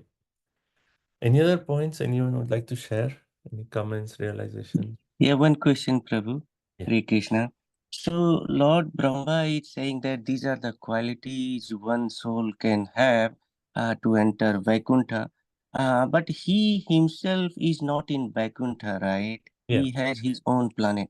So Yeah. does he not want to go to Vaikuntha or something to serve Lord? Yeah, I mean, that's a good question. And that's why in this verse he says, those personalities are actually superior to us. He upariha. He's saying that I don't have that qualification. And hence I'm not qualified to enter Vaikuntha. Brahmaji himself is saying, I'm not qualified. But those people, when they hear Harikatha and then they have all these transformations, tears of ecstasy, they have attraction for Krishna. But I don't have.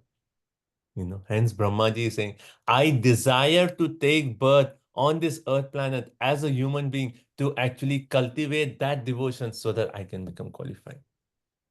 And then Brahmaji himself came 500 years before as Haridas Thakur, and he had pastimes with Chaitanya Mahaprabhu just to become qualified to enter. Wow, good to know.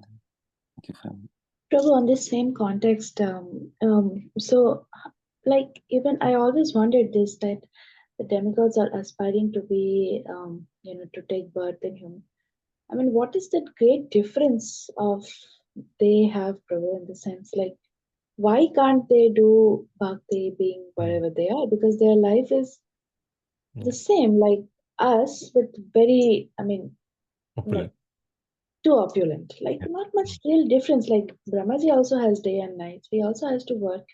Every devotee is also working. So what is that they always wants to be human form? So two answers are given. One answer is generally given, and actually the second answer is the key, right? The first answer is what?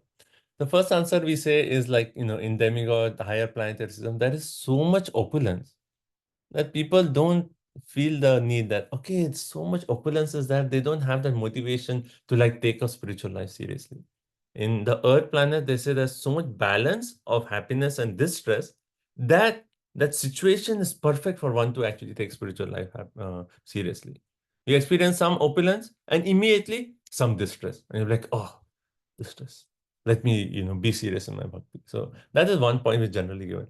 But the real key point is the devotees of the Lord, Vrindavan Dham, Navadip Dham, they appear here. All the associates of the Lord appear here. Acharyas appear here. The Lord himself comes down here. So when we come here, we actually finally we have to follow in the footsteps of the associates of the Lord. That's the only way we can qualify ourselves. And that kind of devotees, like Rupa Goswami, Jiva Goswami, all our acharyas, they are not even there in Brahmalok. They come here. They don't come to Brahmalok. So even those demigods are actually aspiring, let me come here and get that drop of association with that intimate associates of the Lord, and that's the only way I can actually enter Vaikuntha. So the second reason is actually a key, because that is the theme of the Bhagavatam is without that association of that devotee, how can we get that bhakti? Yeah. Okay. Any other points? And one reason could be, Prabhu, that as they say here in Kali Yuga, we have only 100 years of life, maybe average, basically, I'm saying. And there, basically, if Brahma's 100 years is too much. Yeah. So maybe they can come here, get quickly association of Lord and go back. We read the story of, who's that? Oh, I forget his name. Who had just one moment and he came down here? Katwanga Maharaj, right? He just like he was in the higher planets and he asked the demigods, oh, how long I have to live? They said 1 moment. And said, okay, go down to the earth. Immediately he came down here, performed his austerity, went back home, back to God. So that's also there. Like here it is in a short time, 100 years, one cannot think perfection. But Brahmaji's life is so long. They're like, oh, long time left. So that's also nice point. So there is this pastime of Bhaktisiddhanta Saraswati Thakur that he looked at the moon and said, there is too much going on, I should go there. There's too much sense gratification is going on, and I have to go there. And then also Prabhupada also mentioned that where you're going next is I'm going to hellish planets. Yeah. So like, so now the preachers are going everywhere, not really restricting to humans only. Vijay Radhikamati, you had a point? Yes, Hare Krishna, Babuji. I really like the point where the offenseless chanting is stressed and association of devotees. And we have all experienced that whenever there is a pure devotee giving a lecture or something, we have this moment of ecstasy, and we really feel that tears coming down. And we have and how to consistently do that is to chant offensively and how important it is. Mm. Yeah. So important. And that's why, like many temples, they have this. Before japa, we recite the 10 offenses. Because if this is the key that is blocking us from us, then we need to know what are the offenses and carefully meditate and actually say, okay, which offenses am I committing still? And how can I clear those offenses? So thank you. Only today I came to know that why we are chanting that. And that is very nice. Thank you, Prabhuji. Anything else, anyone? Yeah. I love the point how there's no dust in Vaikuntha, but Lakshmi ji and all the residents are cleaning because they want to get the mercy of the Lord, and how menial service is the way to get Vishnu's mercy. I really love that even the highest personalities are like craving for service and such menial service, like just wiping the floor. So we should take so much advantage when we have opportunity to serve. Like that verse from the Chaitanya Charitamrita which I share my screen. The bliss, highest bliss is actually in service, in serving the Lord. That's it. Even Lakshmi ji is experiencing that bliss. So that Adi Lila 6th chapter, Advaita Acharya, that entire chapter, you see, actually I would say like the second half is all on this path of the glories of Das Abhiman, the glories of service to the Supreme Personality of Godhead. And he makes a point that Lakshmi ji serves, and he said Lord Shiva serves. Even Balram ji actually served. So they get that bliss of service. So, yeah. Thank you. Okay, so let's take any other point? Hare Krishna, Prabhuji. Prabhuji, I was thinking that how the impersonalists are also, even after getting the human fall of life, they are committing spiritual suicide, denying the personal form of the Lord. And how we were saying that how Lord invited Kumaras to the Vaikuntha planet so that he can set an example that how they were also impersonalists, but after the fragrance of Tulsi leaves, That we'll read the now. Spirit So of that's God the goes next into part. their nose still and they become personalists. Hare Krishna. Thank you. Hare Krishna. So that's the next part. So let's take a quick 5 minutes break. Let's come back and we'll continue. So one made these qualities as we were reading that how Vishnu Chakravarti Thakur is explaining. So there's a two difference, like the visitors and residents.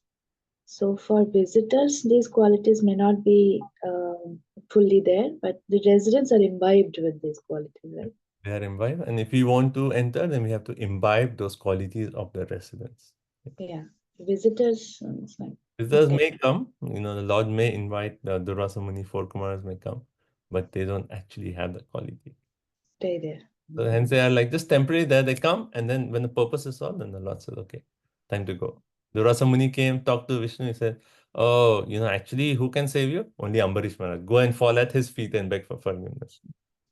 Aham bhakta paradina. I am under the control of my devotees. So go there, ask his blessings.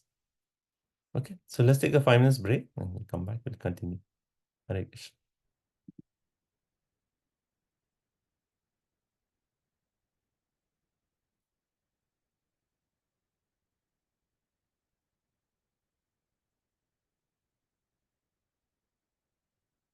Okay, so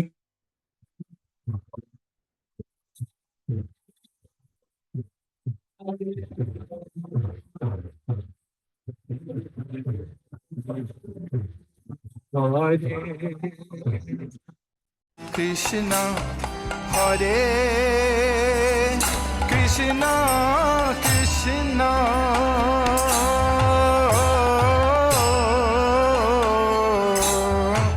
Krishna Hare Hare Hare Rama Hare Rama Rama Rama Hare Hare Hare Krishna Hare Krishna Hare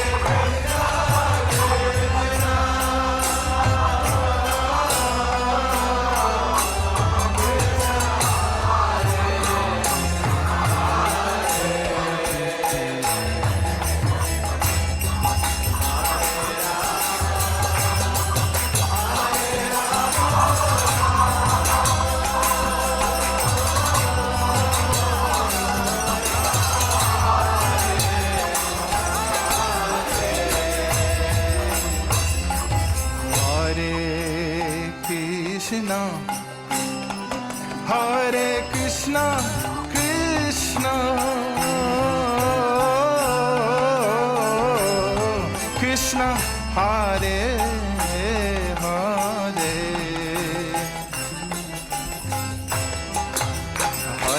Rama, Hare Rama, Rama Hare Hare,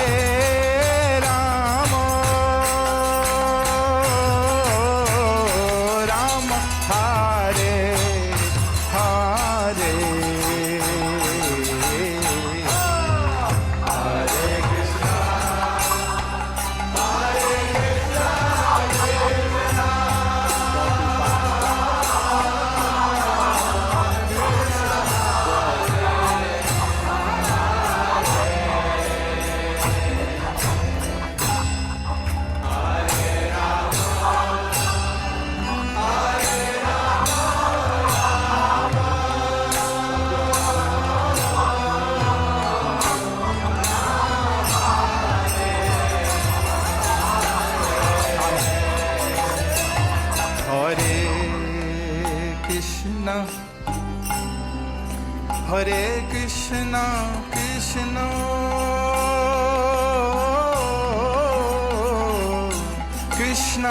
Krishna Krishna, Hare Hare, Hare Rama, Hare Rama,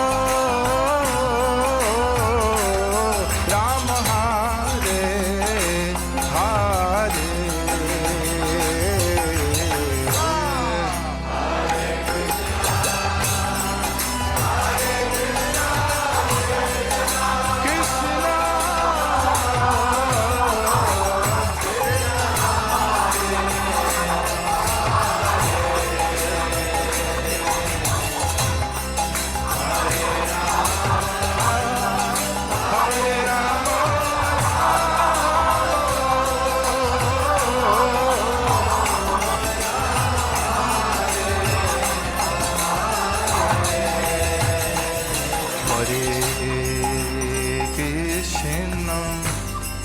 Hare Krishna, Krishna, oh Krishna, Hare Hare, Hare Rama, Hare Rama, Rama Rama, Hare Hare.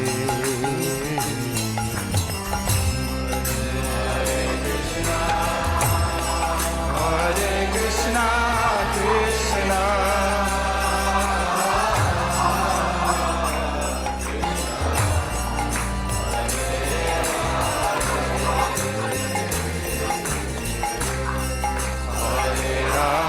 Hare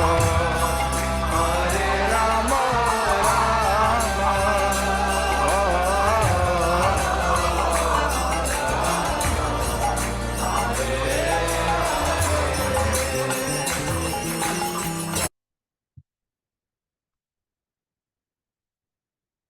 Hare Rama, Hare Krishna, Krishna Krishna, Hare Hare, Hare Rama, Rama Rama, Hare Hare. Okay, devotees, let's continue. So now we are going to read that entire pastime. It's such a beautiful pastime and so many wonderful lessons in this pastime. So let's start text number 26. Tad Vishvagurvadikritam Bhuvanaikavandyam Divyam Vichitra Vibudhagra Vimana Shochihi Apuparamudam Apurvamupetya Yoga Maya Balena Munayastad Ata Vikuntam.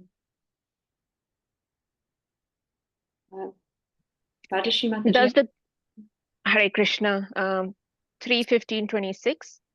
Thus the great sages Sanaka, Sanatana, Sanananda, and Sanat Kumara, upon reaching the above mentioned Vaikuntha in the spiritual world by dint of their mystical yoga performance, perceived unprecedented happiness. They found that the spiritual sky was illuminated by highly decorated airplanes piloted by the best devotees of Vaikuntha and was predominated by the supreme personality of Godhead. Hare Krishna. Thank you, Mataji.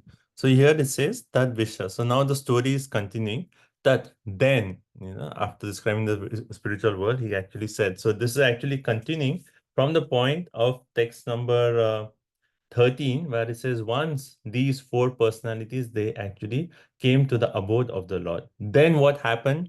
Now, so 13, text 13 continues at this point. What happened? Here it says Vishwaguru. Vishwaguru is, who is the guru of the entire Vishwa? The Supreme Personality of Godhead. Right? So Vishwaguru. So here is saying, in that Vaikuntha planets, which is predominated by Vishwaguru, the Supreme Personality of Godhead, Ekavandyam, right? That planet, which is the only planet that is worthy of being worshipped, Vaikuntha. Then Vichitra Vibuddha Agra Vimana Sochi. So they came and they saw all these amazing airplanes illuminated by highly decorated airplanes. And who is flying those airplanes? The firefighters, a firefighter. Oh, sorry. The pilots, no, here it is said piloted by the best devotees of Vaikuntha. The best devotees of Vaikuntha are flying these amazing airplanes, and they saw that. And then it says Apuha Param Mudam and Apurvam.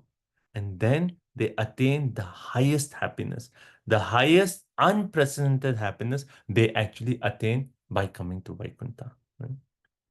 So that means that, one way we can say that they are going to attain that kind of happiness, which is greater than the happiness of the impersonal Brahmajyoti that they have experienced so far. They're going to experience Apurvam, Param, Mudam. Mudam is happiness. So Apurvam and Param, the highest happiness, which is unprecedented. That's what they're going to experience now.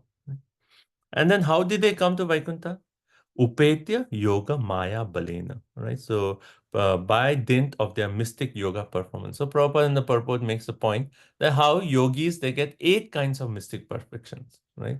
They can travel in the air, they can become lighter than the lightest, heavier than the heaviest. So with that mystic perfection, they have come to Vaikuntha, not like the point that's described in the previous verse, not out of pure devotion. They just came through their mystic yoga performance, right?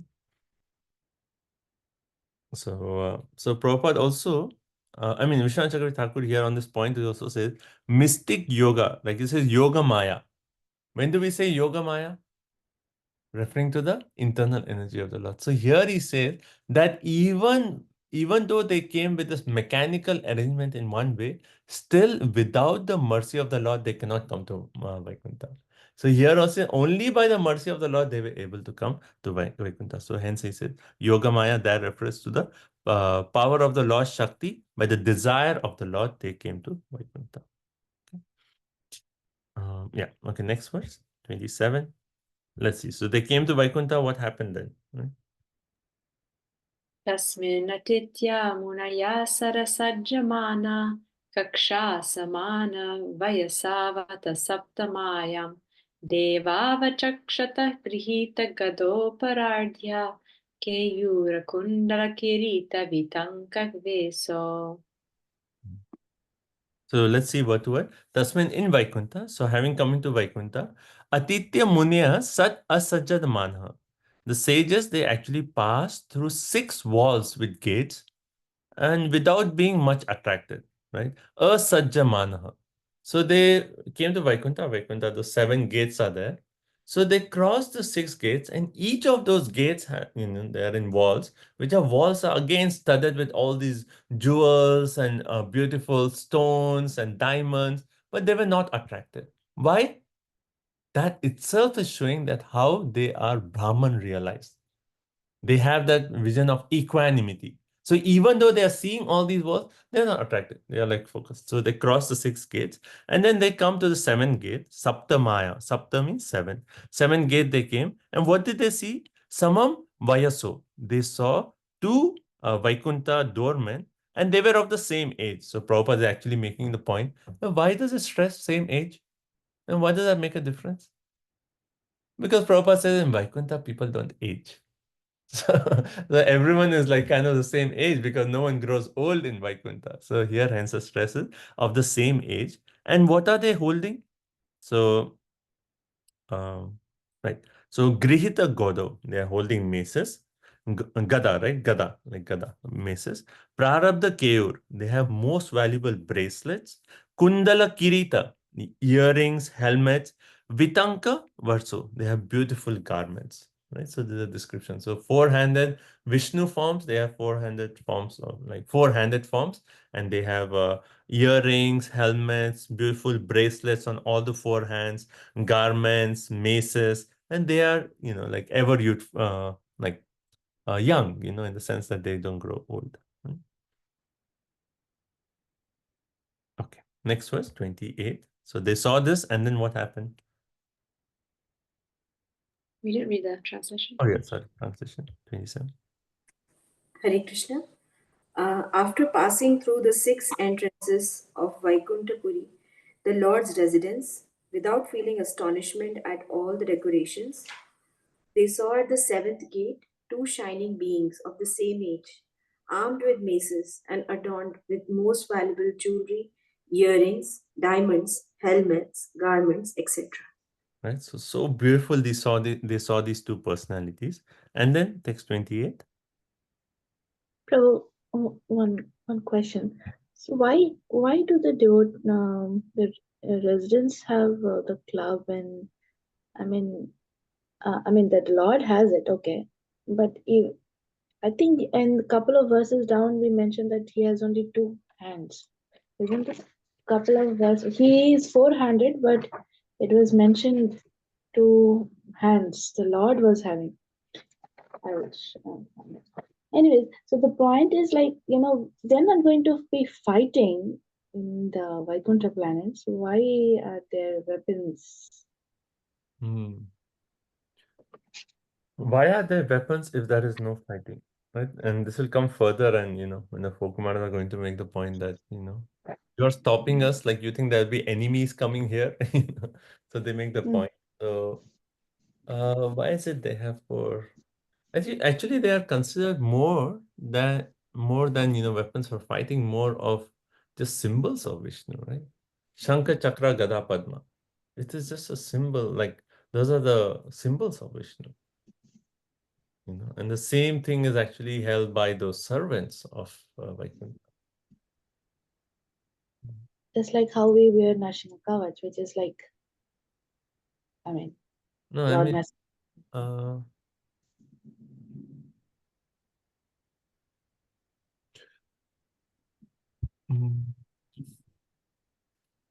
Prabhuji, could it be because there is a possibility for residents and visitors to come? So it's like the guards are not for the residents, but it's more for the visitors who are kind of uninvited, but still invited by the Lord.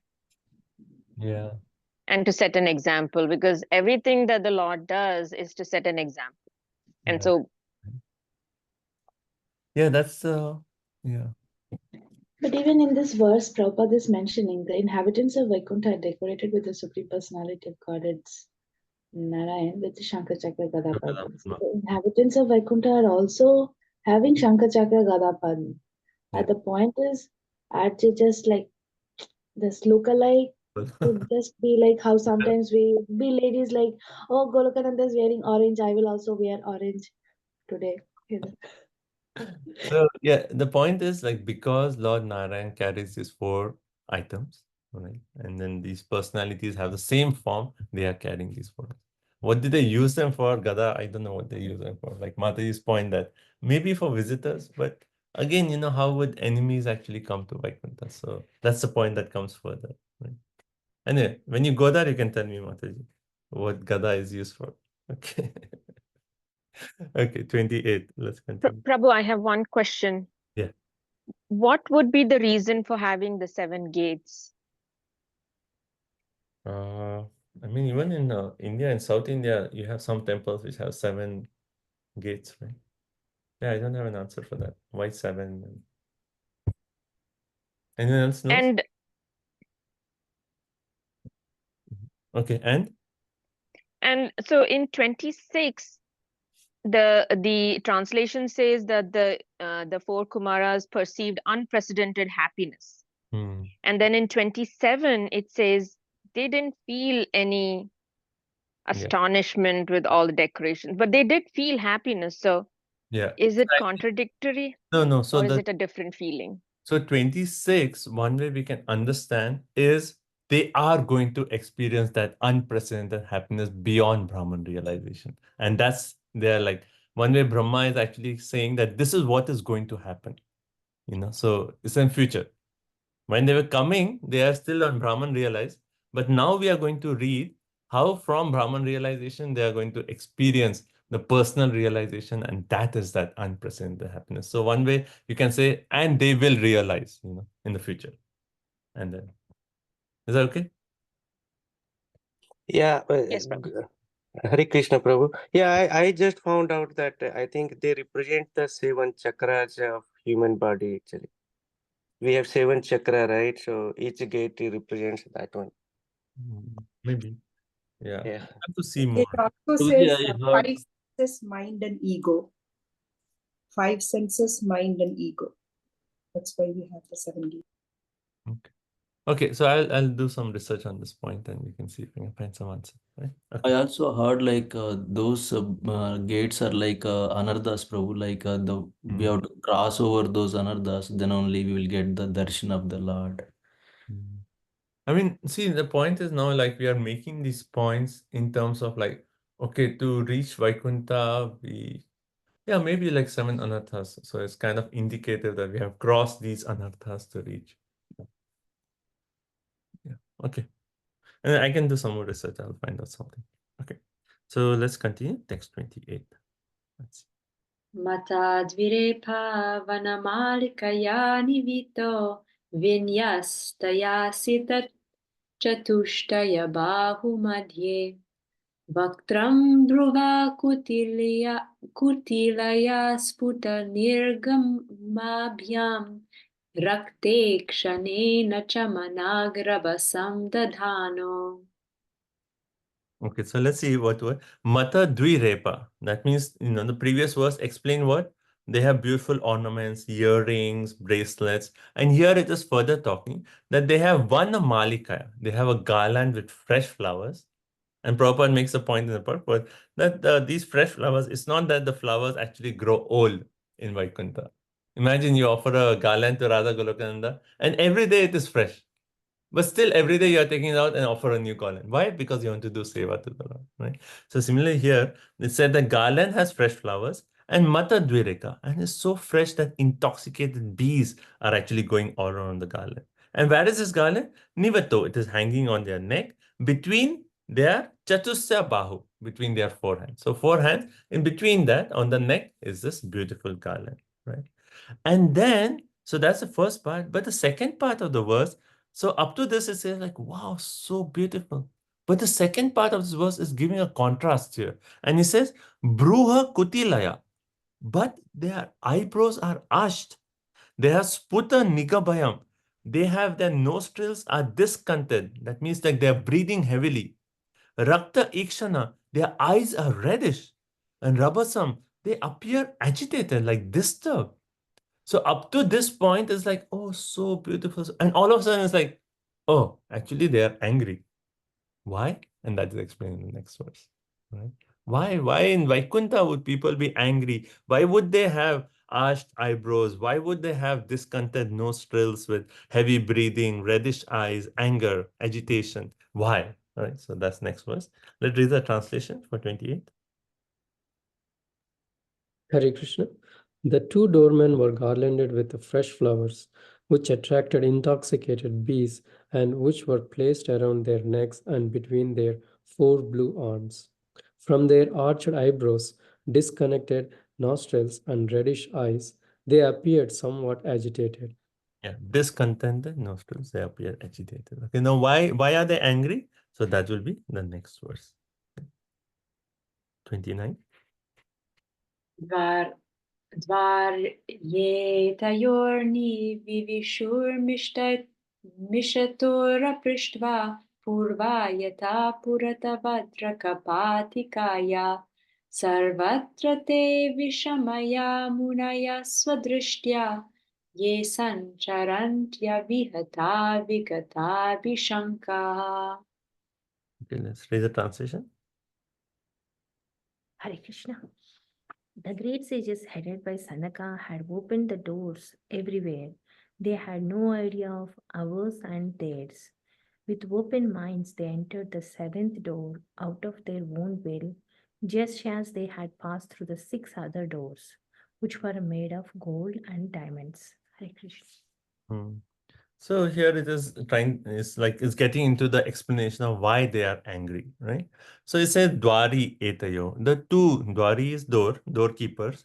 They actually misataho. They were watching these four Kumaras, right? And they saw how these four Kumaras, without even asking anyone, they are just walking through the doors one after another, right?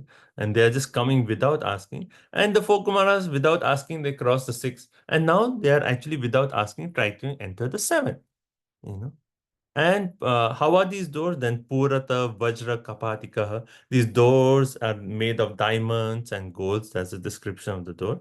But Sarvatra te Avishamaya. Because these sages, Avishamaya, they did not have any sense of description that this is ours, this is yours, you know.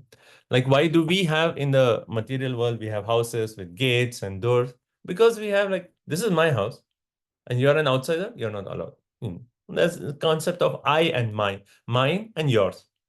But in the spiritual world, where is there a conception of I and mine? Because they are Brahman realized, they see everything with an equal vision, right? So they didn't have any conception, no sense of discrimination. And they moved sancharati avihataha. They moved without being checked and without any doubts. They were just walking. What is that? We want to go see Vaikuntha, the Lord of Vaikuntha. So they just kept walking one after another, right? So Prabhupada makes a point in the purport that though these four Kumaras, they were very old. Who is their father? Brahmaji himself. So actually here Brahmaji is not telling the story of some other personality. He's telling a story of his own sons, how his own sons actually cursed. And Prabhupada makes a point, so actually they are very old. But because they did not want to get entangled with creating progeny, they actually kept themselves just like small children. And Prabhupada makes the point that when small children, they want to enter some door, normally no one will stop them. They'll be like, oh, small innocent child, okay, let him go. Right? But if they are stopped, then immediately they become angry and they start crying. So these four Kumaras, they're also like innocent, like small child. So people were just like, okay, you can go. But as soon as they were stopped, that's what the Jay and Vijay did. They stopped them. And as soon as they stop, the ordinary children would just cry and, anger. And, no, I want to go, I want to go. But here, they are the four Kumara. Immediately, they got ready to curse.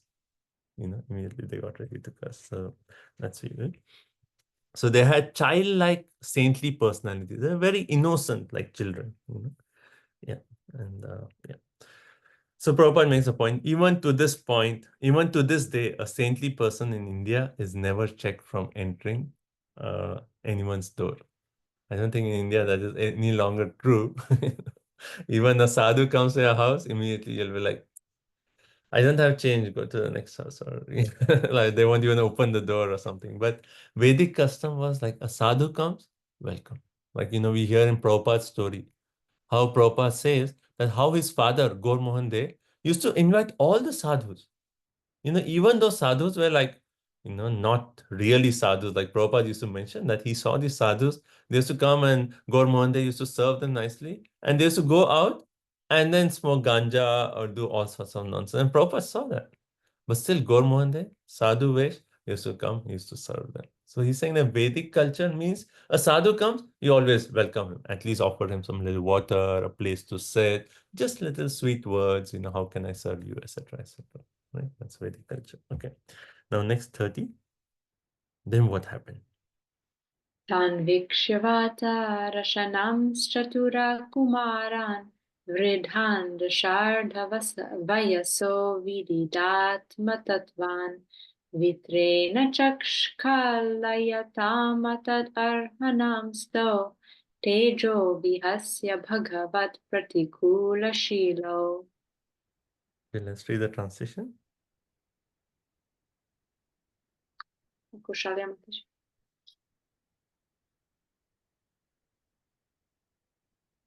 Okay, next who is that? Yeah, Hare Krishna. Go ahead. Sorry, I was away the 5 minutes. 29. 30. 30. Oh, sorry, 30. Yeah. Translation, Srila Prabhupada ki jai.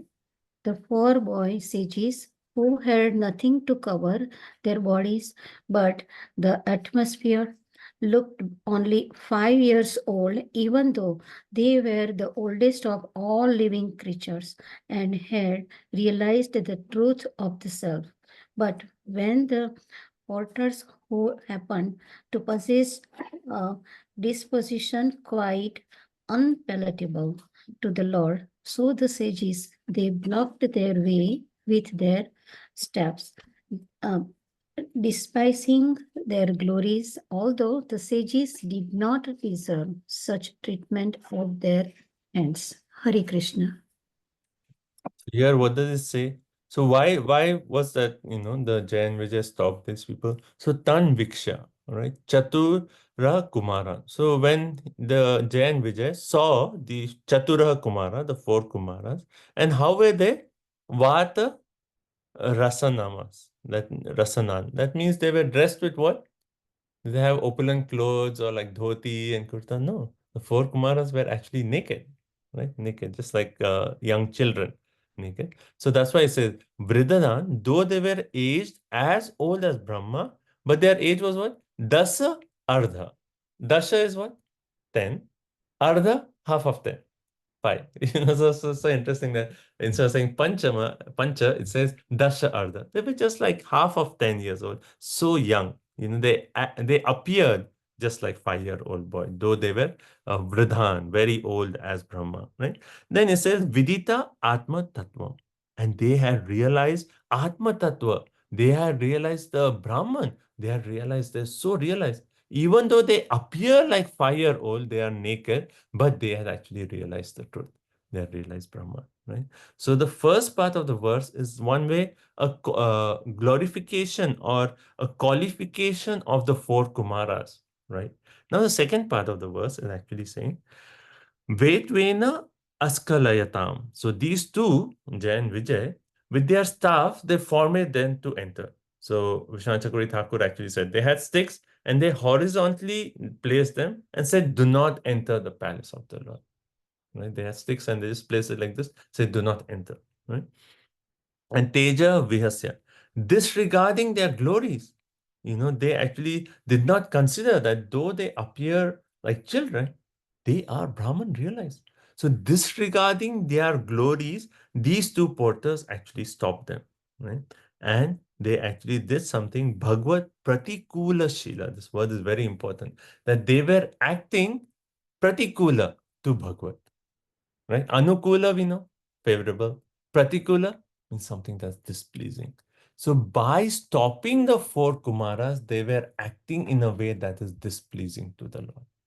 Why? Because the Lord is so dear to the Brahmanas. We say Namo Brahmanya Devaya. So by stopping this, they are actually acting in such a way that they were actually displeasing the Lord. Atat Aranam, although the sages did not deserve this kind of treatment. So Prabhupada in the purport also, he divides the purport into 2 parts. First part, he talks of qualification of the 4 Kumaras, why they should not have been stopped, right? And he says that they are firstborn sons of Brahma, therefore they are older even than Shiva, right? We see how in the creation, Rudra came after the 4 Kumaras, right? So they are older even than Shiva. They had realized the truth, right? So therefore they should not have been forbidden. But the doormen, they objected, right? And they act in a way that was against the nature of the Lord. Right? So that was a wrong act of the Jay and Vijay. 31. Let's see.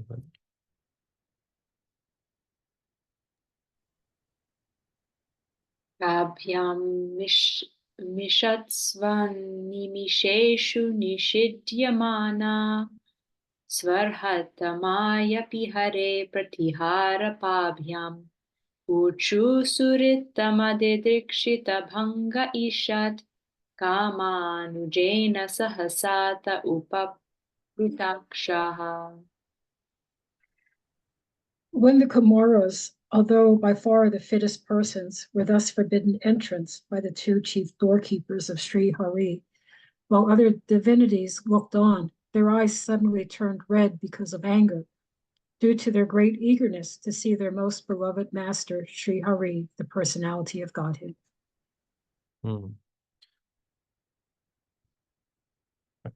So here actually what is the point? That animisheshu. That means what? When this episode was taking place, was there anyone else in that scene? Actually here it says animisheshu. That means that the other personalities who were in airplanes, they were all looking. Oh, what is happening? Let us see. Right? So they were being watched by all these personalities. And then the four Kumaras, Nishidhya Manaha. So they actually forbid the two, the four Kumaras being forbidden by the two porters, the two doormen. Su Arhatamaha, by far the fittest person. Though they were actually fit to enter Vaikuntha, they were actually forbidden by the two Kumaras. And then Suritama Dikshita. So Prabhupada stresses on, explains this word, Suritama. Who is Suritamaha? Surit is what? Friend. Tamaha? Tamaha is actually said to be like the highest, the best of all friends. When the Lord is the best of all friends, right, then why are we being stopped to enter? And also the other point Prabhupada makes in the purport, that, these sannyasis or renunciates, they actually travel from one place to another. Why? They want to steal something? They want to hurt anyone? No. Only to preach the glories of the Lord. Only to glorify the Lord. To tell people about Krishna. So from their side, their only intention was to see the Lord, to glorify Him. And the Lord Himself is Surittama. He's the best friend of everyone. So under what condition are they stopping us to enter? Under what condition is Jay and Vijay stopping us to enter? And then when they were bhange, they were hindered in this way. Then what happened? Immediately Kama Anuja. Kama is Kama Esha, Krodha Esha, Rajaguna Samadva. What is Kam? Lust. Desire. Yeah, lust. And then Kama Anuja. Who is the Anuja of lust? Who is Ramanuja? Right? The Anuja of Raman, Lord Ramchandra, Lakshman, right? Ramanuja. So similarly, the Anuja of Kam, the younger brother of lust, is anger. And Sahasra Aksha, immediately anger appeared in their eyes. And they turned red and they said the following words. So next verse, there you'll see what the four Kumaras told Jay and Vijay. Right? So Prabhupada focus on this. Now, how a sannyasi, he has like a passport to go anywhere. I mean, it may not be true in these days, but Prabhupada is talking about Vedic culture. If you have a saffron red, people say, okay, anyway, you are like, what do you want? You just want to talk about Krishna, and you don't want to steal. You're like, so no one will stop them, right? So that's Prabhupada's point. So Kumara just wanted to see the Lord, glorify Him, no other business. So why should they be stopped, right? Suritamaha, the Lord is the best friend, the greatest well-wisher, right? Yeah. Okay, so let's see the next, what happens and what did they say? What did the four Kumaras say? Wait 1 minute, let me see. Towards the end of the purport, Prabhupada also makes this point about the Kamanuja, and he says, oh yeah. So Prabhupada makes a very interesting point that, he says the four Kumaras, they were Brahman realized, right? So they don't, what is the verse from Bhagavad Gita describing the Brahman realized personalities? What's the famous verse? 18th chapter. Brahmabhuta Prasanatma. Brahmabhuta Prasanatma, na sochati, na kankshati. Right? So they have no more hankering, no more lamentation. Does that mean that these personalities are without any sensual activity, So Prabhupada is actually making the point that even though someone is Brahman realized, if they are stopped from their spiritual pursuit, then they can become angry. So Prabhupada is using this point to make that, it's not that once you become Brahman realize it's all like nothing. Even those who are Brahman realize they have emotions. So Prabhupada makes the point that either you're liberated or you're conditioned. A liberated person may get angry if his spiritual pursuits is actually being stopped, his seva is stopped, right? A conditioned person will get angry because his desires are not satisfied. But either case, we don't lose our one way our emotions in one way, right? So here, the four Kumaras, they became angry. Okay, 32, let's continue. So we see what the four Kumaras, Munaya Uchuhu, it says, right? Munaya Uchuhu Kovam Ihaitya Bhagavat Paricharya Yochais Tadharminam Nivasatam Vishamab Swabhavaha Tasmin Prashanta Purushe Gata Vigrahevam Kovatmavat Kuhakayo Parishankaniyaha. Divinity Mataji. Oh, Gopinath Acharya, they're not here? They're not here. They are in DC, their message, out of town. The sages said, who are these two persons who have developed such a discordant mentality, even though they are posted in the service of the Lord in the highest position and is expected to have developed the same qualities of the Lord? How are these two persons living in Vaikuntha? Where is the possibility of an enemy coming into the kingdom of God? Supreme Personality of Godhead has no enemy. Who could be envious of him?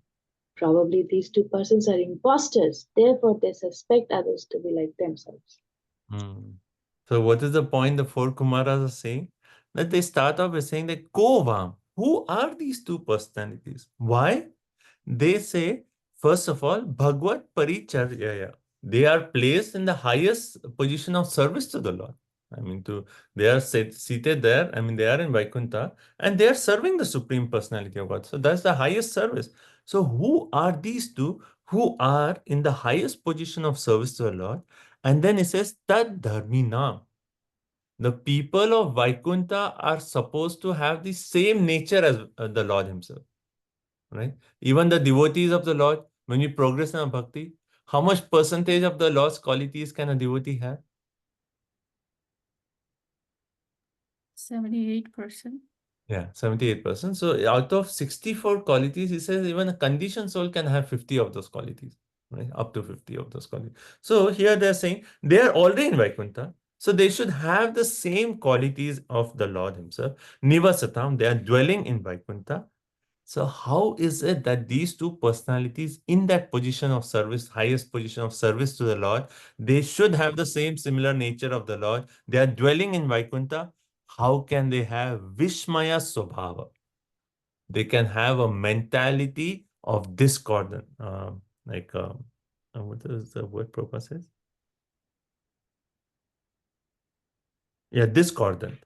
How can they have a discordant mentality? How can they have a mentality which is against the nature of the Lord? How can they have this mentality to stop us? And then further it says, Tasmin, Prasanta Purusha Gata Vigraha.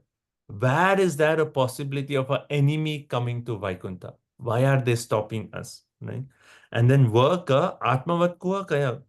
Said no one else. Right? Right. So basically they conclude by saying Atmavat Kuha Kaya. And they were saying that probably these two persons are actually imposters. They are actually imposters. They are not the real doormen of Vaikuntha. Otherwise, they should have the same nature as the Lord. They are in serving the Lord. How is it possible they have this contrary nature? So they are probably imposters. That's what the four Kumaras are thinking, right? Okay, so there's no question of enmity between the Lord and the residents, right? So we talked about how in Vaikuntha there is no envy, right? Okay. So therefore the four Kumaras, they concluded the only reason the doormen are checking them is that the doormen are imposters. Right? Okay. Now let's see 33. What the doormen further say. Oh, sorry, what the four Kumaras further say. Nayantaram Bhagavati Hasamasta Kukshav Atmanam Atmani Nabho Nabhasiva Dhiraha Pashyanti Yatra Yuvayo Suralingino Kim Vyutpaditam Yudarabhedi Bhayam Yatosya. Translation? In the Vaikuntha world, there is complete harmony between the residents and the Supreme Personality of Godhead, just as there is complete harmony within space between the big and the small skies. Why then is there a seed of fear in this field of harmony? These two persons are dressed like inhabitants of Vaikuntha, but where from can their disharmony come into existence? So, so I'll explain Vishwanath Chakravarti Thakur, like how he's actually explained this. And the four Kumaras are saying to Jayan Vijay, fools, like actually saying, fools. And he said, like, listen to us. Those who you mistrust are actually within the Lord. For the whole universe is samasta kuksha. The whole universe is within the womb of the Lord. Is that true? How can we say the whole universe is within the womb of the Lord? Because from the navel of the Lord, the whole lotus comes and everything is situated within. So the whole universe is one way within the womb of the Lord. And the wise Gyanis, they do not see any difference between Atmana and Atmani. Atmanam is the living entities and Atmani is the Lord. They do not see any difference. Why? Because everyone is within the womb. Where is that a question of difference, right? Just like a sky in a pot is within the great sky. So if you take a pot, there is sky inside. You see water, you can see inside, there'll be a sky. Outside, there is sky. Is there a difference between this sky and that sky? Same sky, right? So similarly, the living entity and the Lord, they're similar, right? Where is the question of difference there? So for what reason do you, who are dressed as devotees, fear? Where does the seed of fear come? That someone will come here and pierce the abdomen of the Lord. So the whole, Vishwanath Chakravarti Thakur is actually explaining the whole thing, how they are seeing everything as in the abdomen of the Lord. So where is the question of someone coming and piercing the abdomen of the Lord? So in that way they are actually chastising Jay and Vijay. So nahi antaram bhayata iha. There is no distinction here. Samasta kukshaha. Everything in the whole universe is actually within the Lord. Atmani atmanam. No difference between the jivas and the Lord himself. Eva nabha nabhasi. As a small sky in a pot and the big sky. There is no difference, right? So yuva is sura linga. You two dress like inhabitants of Vaikuntha. Kim upa. So kim means how? Vyutpaditam udarabhir. How have you developed this mentality of distinction? Where has this come from? You must be imposters. You must be imposters. So Prabhupada in the purport, he explains. Okay. So Prabhupada, the main point that he says that because they are Brahman realized, they are actually making the point that the sky inside the pot, sky outside the pot is the same. That is what the impersonalists and the Mayavadis, what is their philosophy? They say, just like a pot filled with little water, right? You can see the sky inside. Right? Now you break the pot, what happens? The sky inside and sky outside, they're the same. No difference. So how is this related to us? They say, within us, yes, Atma. Outside, Supreme Atma. When the body, which is like a pot that breaks, then this Atma merges into that Atma. There's no distinction. Hence, they are using this example of sky, and it's actually a proper example. This suits the four Kumaras because they are Gyanis, and that's how their vision is. Right? But is that the true philosophy? No. So Prabhupada explains. The true philosophy is Eko Bhaushyam. The Lord expands into all living entities for the purpose of enjoyment. Right? The nature of the Lord is to enjoy. And all the jivas are meant to satisfy the senses of the Lord. At no point the jiva wants to merge into the Lord. The purpose of the jiva's existence is to engage in service to the Lord, not to become the Lord, right? Not to become the Lord. Okay. Yeah. Okay, so let's continue. 34. Let's see what they say further. Tadvamamushya paramasya vikunta bhartuhu kartum prakrishtam iha dhimahi mandadhivyam lokanito vrajatamantara bhava drishtya papi yasastraya ime ripavosya yatra. Therefore, let us consider how these two contaminated persons should be punished. The punishment should be apt, for thus benefit and eventually be bestowed upon them. Since they find duality in the existence of Vaikuntha life, they are contaminated and should be removed from this place to the material world, where the living entities have three kinds of enemies. Hare Krishna. So now they are out of, so what the Kumaras, they got angry, and what is the main point they said? Actually, you are imposters. How is it possible otherwise that you are actually stopping us? And then how has this question of fear and the question of mine and yours come here? Where is the possibility of an enemy coming here? You are actually imposters. Hence, this is a punishment. So that it means therefore, let us consider. So Dhimahi. Right? There's the word Dhimahi. When you say Dhimahi means what? Those who are second initiated, for sure you know the word Dhimahi. Dhimahi means what?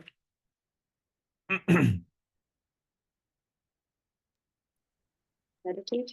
Right. Contemplate, to meditate. So the four Kumaras are actually Dhimahi. They are meditating. Kartum Prakrishtam. What is their punishment which would actually bestow something good upon them?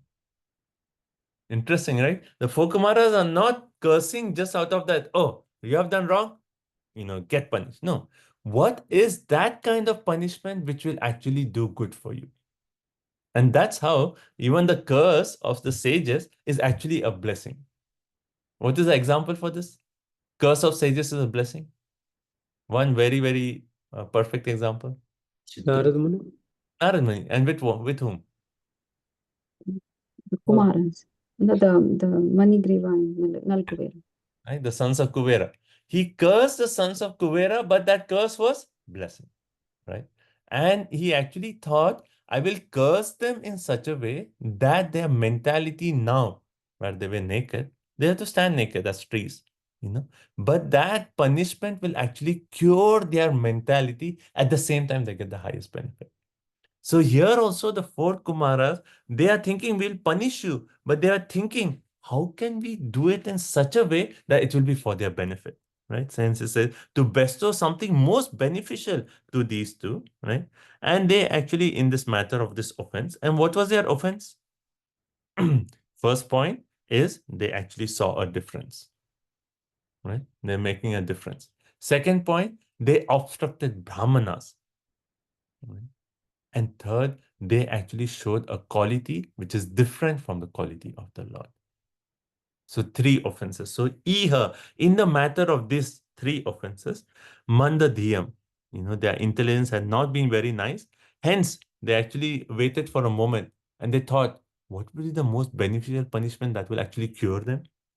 Then he says, Lokan Iha. You should go from Itaha, from this Vaikuntha to Lokan. Lokan means material world.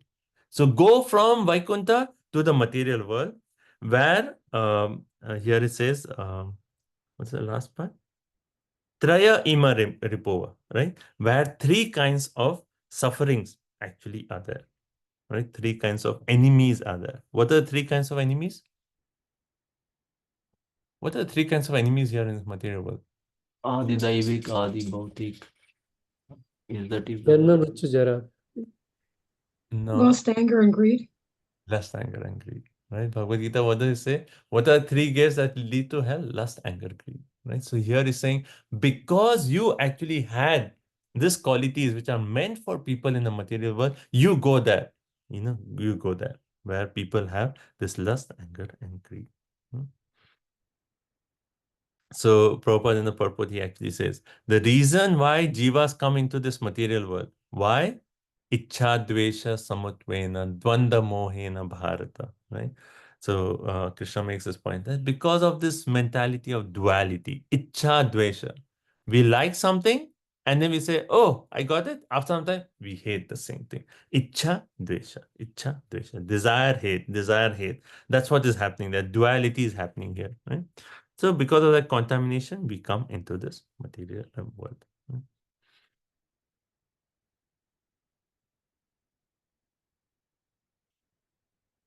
Okay. So now 35. Okay. So now they have cursed them that you go from ether from here to Lokan, where there are lust, anger, and greed. Okay. Now 30. Yeah. The three kinds of offenses were they saw a difference, they obstructed brahmanas, and what was the last one? They acted in a nature which is contrary to the nature of the Lord. Right? That's why that word, what is the word they use? Right. Yeah. Bhagavad Pratikula Shilo. Right? Pratikula Shilo. Okay, next let's see what happens. So how did the Jay and Vijay receive this curse? Normally in a situation like, Jay and Vijay, they just stopped them. It wasn't like, the intention of Jay and Vijay was not like, okay, go away from here. They stopped them with the intention just to talk to them and say like, okay, just like, what is, just to have a conversation. That was their intention, right? Now, imagine the situation. Like you just wanted to, talk to someone and the person immediately starts cursing you. How would you react? One thing, if you have the power, you will counter curse. Right? We see that in the episode of Daksha. Immediately curse was there, counter curse. You'll say this, then you also go to the material world or something like that. So a counter curse. One is that. Or the other option is then you justify yourself. You say like, why are you cursing me? I am a god. I am doing here. I'm doing my seva. I'm not wrong. I don't deserve this curse. And if you have the power, you say, okay, I don't accept your curse. Right? What is the other option if someone is cursing you? Like what Parikshit Maharaj did. He accepted as a, as So act of will of Krishna. let's see that here. Okay, so let's see 35. Yeah, and also they were just looking like little boys. They weren't looking like brahmanas. So it's not like they knew that they were brahmanas, right? So it wasn't consciously that they were stopping brahmanas from entering. But also the point is made that, like though they were dressed like 5-year-old and they were naked, but they were Brahman realized. So they had that realization. So Atma Tattva. So did Jay and Vijay actually know that they were learned? Maybe not, yeah. So, okay. In the verse that is they just so they were about them. Couple of verses. So they were small, but they must be very effulgent. Yeah. Yeah. Were they also wearing the Brahmin thread, the 4 Kumaras? That's a good question. It is in the picture. Is it for a picture? Yeah. In all the pictures, I see the Brahmin thread. Prabhuji, why we have gods there? In any other pastime, we never heard about gods, right, Prabhuji? I mean, even in temples, we see gods, Jai Vijay gods. But what do they do there? Like, Oh, gods. What the gods do there? Yeah. I mean, the point is, why do you have gods in the spiritual world? Like, actually, this question, I think Ravi Prabhu had asked recently. So the point is like, the whole point in Vaikuntha is they want to do service, So somehow or other they want to serve the Lord. Now in gods, like there is no question of enemies coming to the God, to the Vaikuntha, but they are there just to assist the Lord's pastimes in the sense that if the Lord is having some intimate pastime with Lakshmi or something, then they would say like, okay, right now we don't want to disturb that rasa going on, right? So we are just here. So after some time, you can have this rasa. So they are there just to assist the pastimes. So not as such to stop enemies, because that is a question of enemies coming, but just to assist the Leela. And that's the purpose of everyone in the Vaikuntha. I'll just quickly share my screen so I can just see here. Okay, so we talked about all this. There's some nice illustrations. You can see my screen? Yes. So this is Vaikuntha, different photos.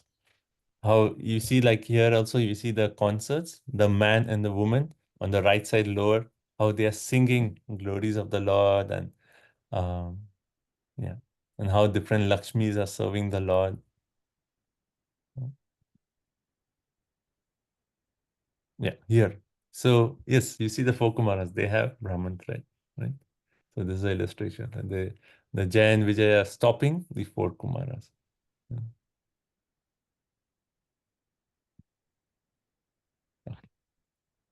Okay, so let's continue. We'll just do two more verses, or we'll just come to a point where we just complete this section and then, okay, let's continue. They are very much looking like Madhav Prabhu. I can really see this time happening right in front of my eyes. Every day. You'd stop him? No. Yes. Text 35. Teshamiti tamubhav avadharya ghoram tam brahmadandam anivaranam astrapugai sadyo harer anucharav urubhivyatastad padagrahav apatatam atikatarena. Right.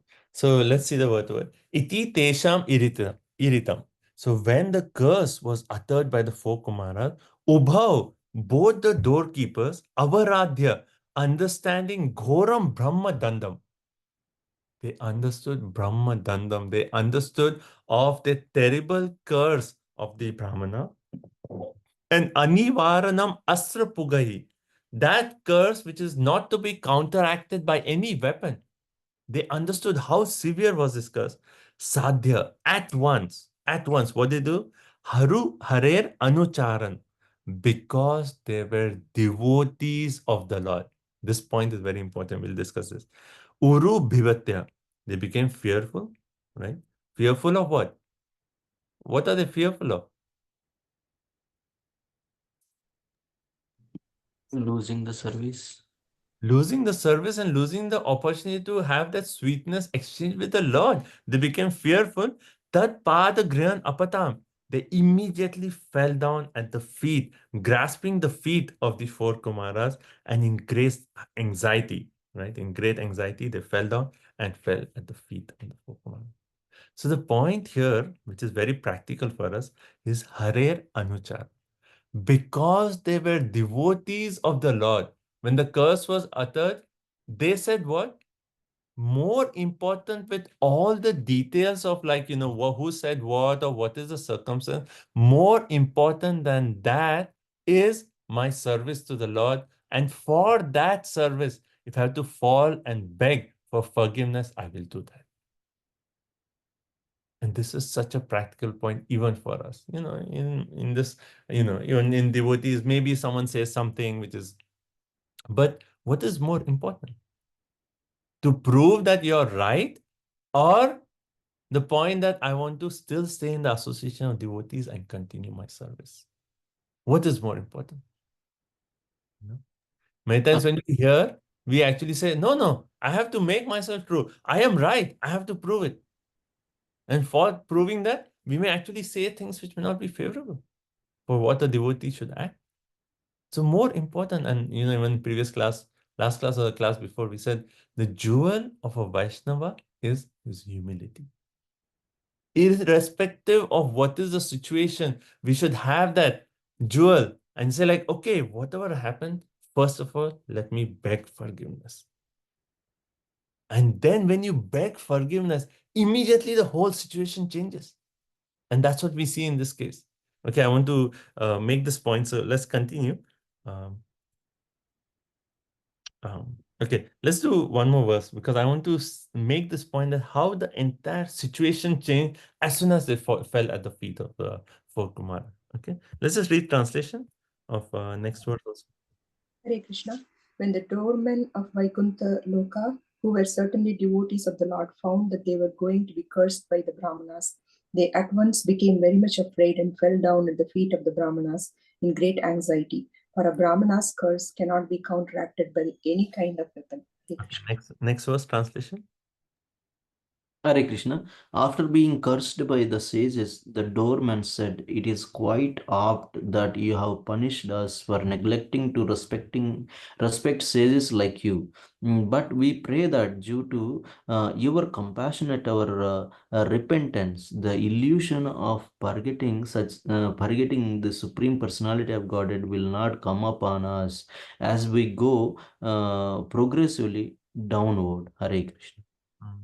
So at this point, they actually fell down on the feet and they're actually saying what?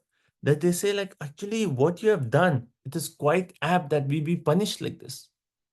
You know, just like how Parikshit Maharaj, when he heard the news that he's been cursed to die in 7 days, he said, "Oh, Krishna, I did a mistake. I'm happy that the punishment has come right now so that I will repent for it and I won't make a similar similar mistake again."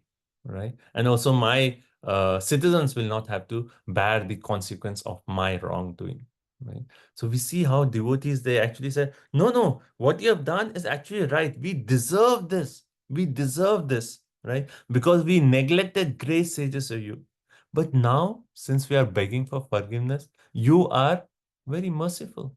So you see our repentance and then at least give us this benediction that even though we fall down into the material world, we do not forget the Supreme Personality of God. And Prabhupada says, any heavy punishment is tolerable to a devotee except that punishment of forgetfulness of the Lord. For a Vaishnava, nothing is more painful than forgetting the Lord. Anything else I'll tolerate, but let that difficult situation not cause forgetfulness of the Lord. Okay. Now think what the four Kumaras are thinking. If Jay and Vijay would have, either done like counter curse or justified themselves, then immediately the four Kumaras would have said, no, how can you stop? And then the argument would have gone back and forth. But as soon as Jay and Vijay fell at the feet and begged for forgiveness and said like, no, what you have done is right, but just one thing, please do one thing. Let me not forget my Lord. Immediately now what the four Kumaras are thinking? We have made a mistake by cursing this great devotees of the Lord who would actually act in such a way that we did a big punishment for a very small act, and they are actually begging for forgiveness. Like was this punishment justified? One small thing and then go to the earth. I mean, it's not justified. But in spite of that, they said, no, forgive us. And we accept what you've done. Let us just not forget the Lord. That's what a devotee wants to do. Right? Okay, one more verse we'll read and we can stop there. Just read the translation.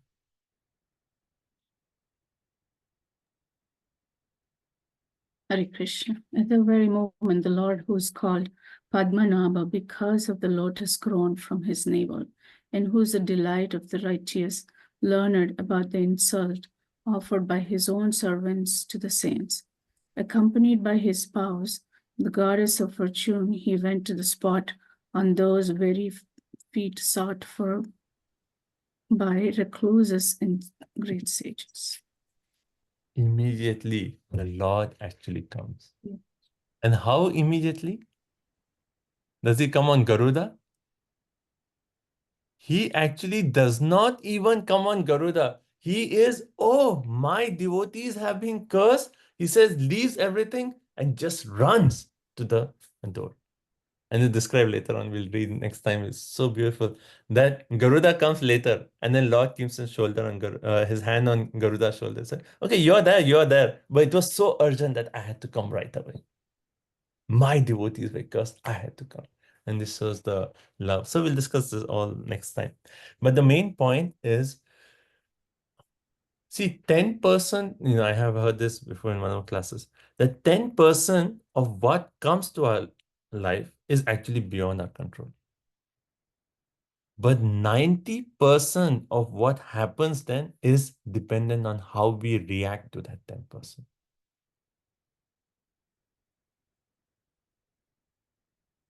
So, I heard this, I don't have a Shastric quote on this, but when devotee was making this point, and it makes sense. Like, at this point, if Jay and Vijay would have acted any way other than how they acted, then the entire sequence of the following lifetime would have been dependent on how they acted. But since they reacted in a way that was in a Vaishnava way, falling at the feet, begging for forgiveness and saying like, oh, let us not just forget the Lord, immediately the entire sequence changed. And now the four Kumaras are saying, oh, we made a mistake. How can we curse them? They are devotees of the Lord. And when both parties are actually in that mood of feeling that repentance and feeling that mood of humility, that attracted the Lord to come from his inner chamber. And that humility actually attracts the Lord. That Vaishnava behavior attracts the Lord. So not only by their falling at the feet, the whole situation changed, but because they acted in a humble way, they got immediately the attention of the Lord. And this is so practical even in our life. Even between devotees, sometimes there's some conflict, this happens. How we act is going to determine the sequence of events, and how we act is actually going to determine whether in that situation can we attract the mercy of the Lord. If we take shelter of humility, I'm not so much concerned of proving that I'm right or not, but if we take shelter of humility, immediately the Lord is attracted. In spite of whatever has happened, he actually took shelter of humility. And the Lord, seeing that both the parties are now repentant and humble, he immediately came running to solve the situation. Okay? Okay, so I'll stop here. Such a beautiful pastime. And then we'll see further also how the Lord comes and he deals with this whole situation. It's so beautiful. It's like, one of the very, very beautiful sections of Bhagavatam. So we'll discuss further next week. Okay? Hare Krishna, can you repeat the 10%, whatever you mentioned, please? Okay, so this is not Shastric. I have not seen a Shastric evidence for this, but what comes to our life, based on our karma, like so many situations happen. Some incident may happen based on our karma, right? And that is like maybe 10% of what is happening in our life. But what happens, we don't have control over that 10%. But how we respond to that 10% will determine remaining 90% of what we are going through our life. Does that make sense? Yes, Prabhu. Like just in this episode, like, just how they respond will determine the next major sequence of what happens further. Like even like two situations, two Vaishnavas, somehow there's some conflict. If like, something happened and then if one person just chooses, no, I am right, and then says something which is like, offensive to the other Vaishnava, that's it. The next majority of his life will be that he'll have to somehow, get cleared of the offensive, even continue as part of bhakti. But if at that moment, then his attitude is like a Vaishnava, then remaining his life will be like, immediately he'll draw the mercy of the Lord and he'll get so many blessings and then he progresses in bhakti with that blessing. Prabhuji, like this pastime, is it like the will of the Lord, or is it part of this 10%? So we'll discuss this next time. Finally, everything is the will of the Lord, especially something happening in Vaikuntha is certainly the will of the Lord. But in that will of the Lord, there is so much for each one of us to learn. And that's why this pastime is right here in the Srimad Bhagavatam, teaching us how to enter Vaikuntha. What is the mood we should cultivate to actually enter Vaikuntha? Okay. Any final comments before we end?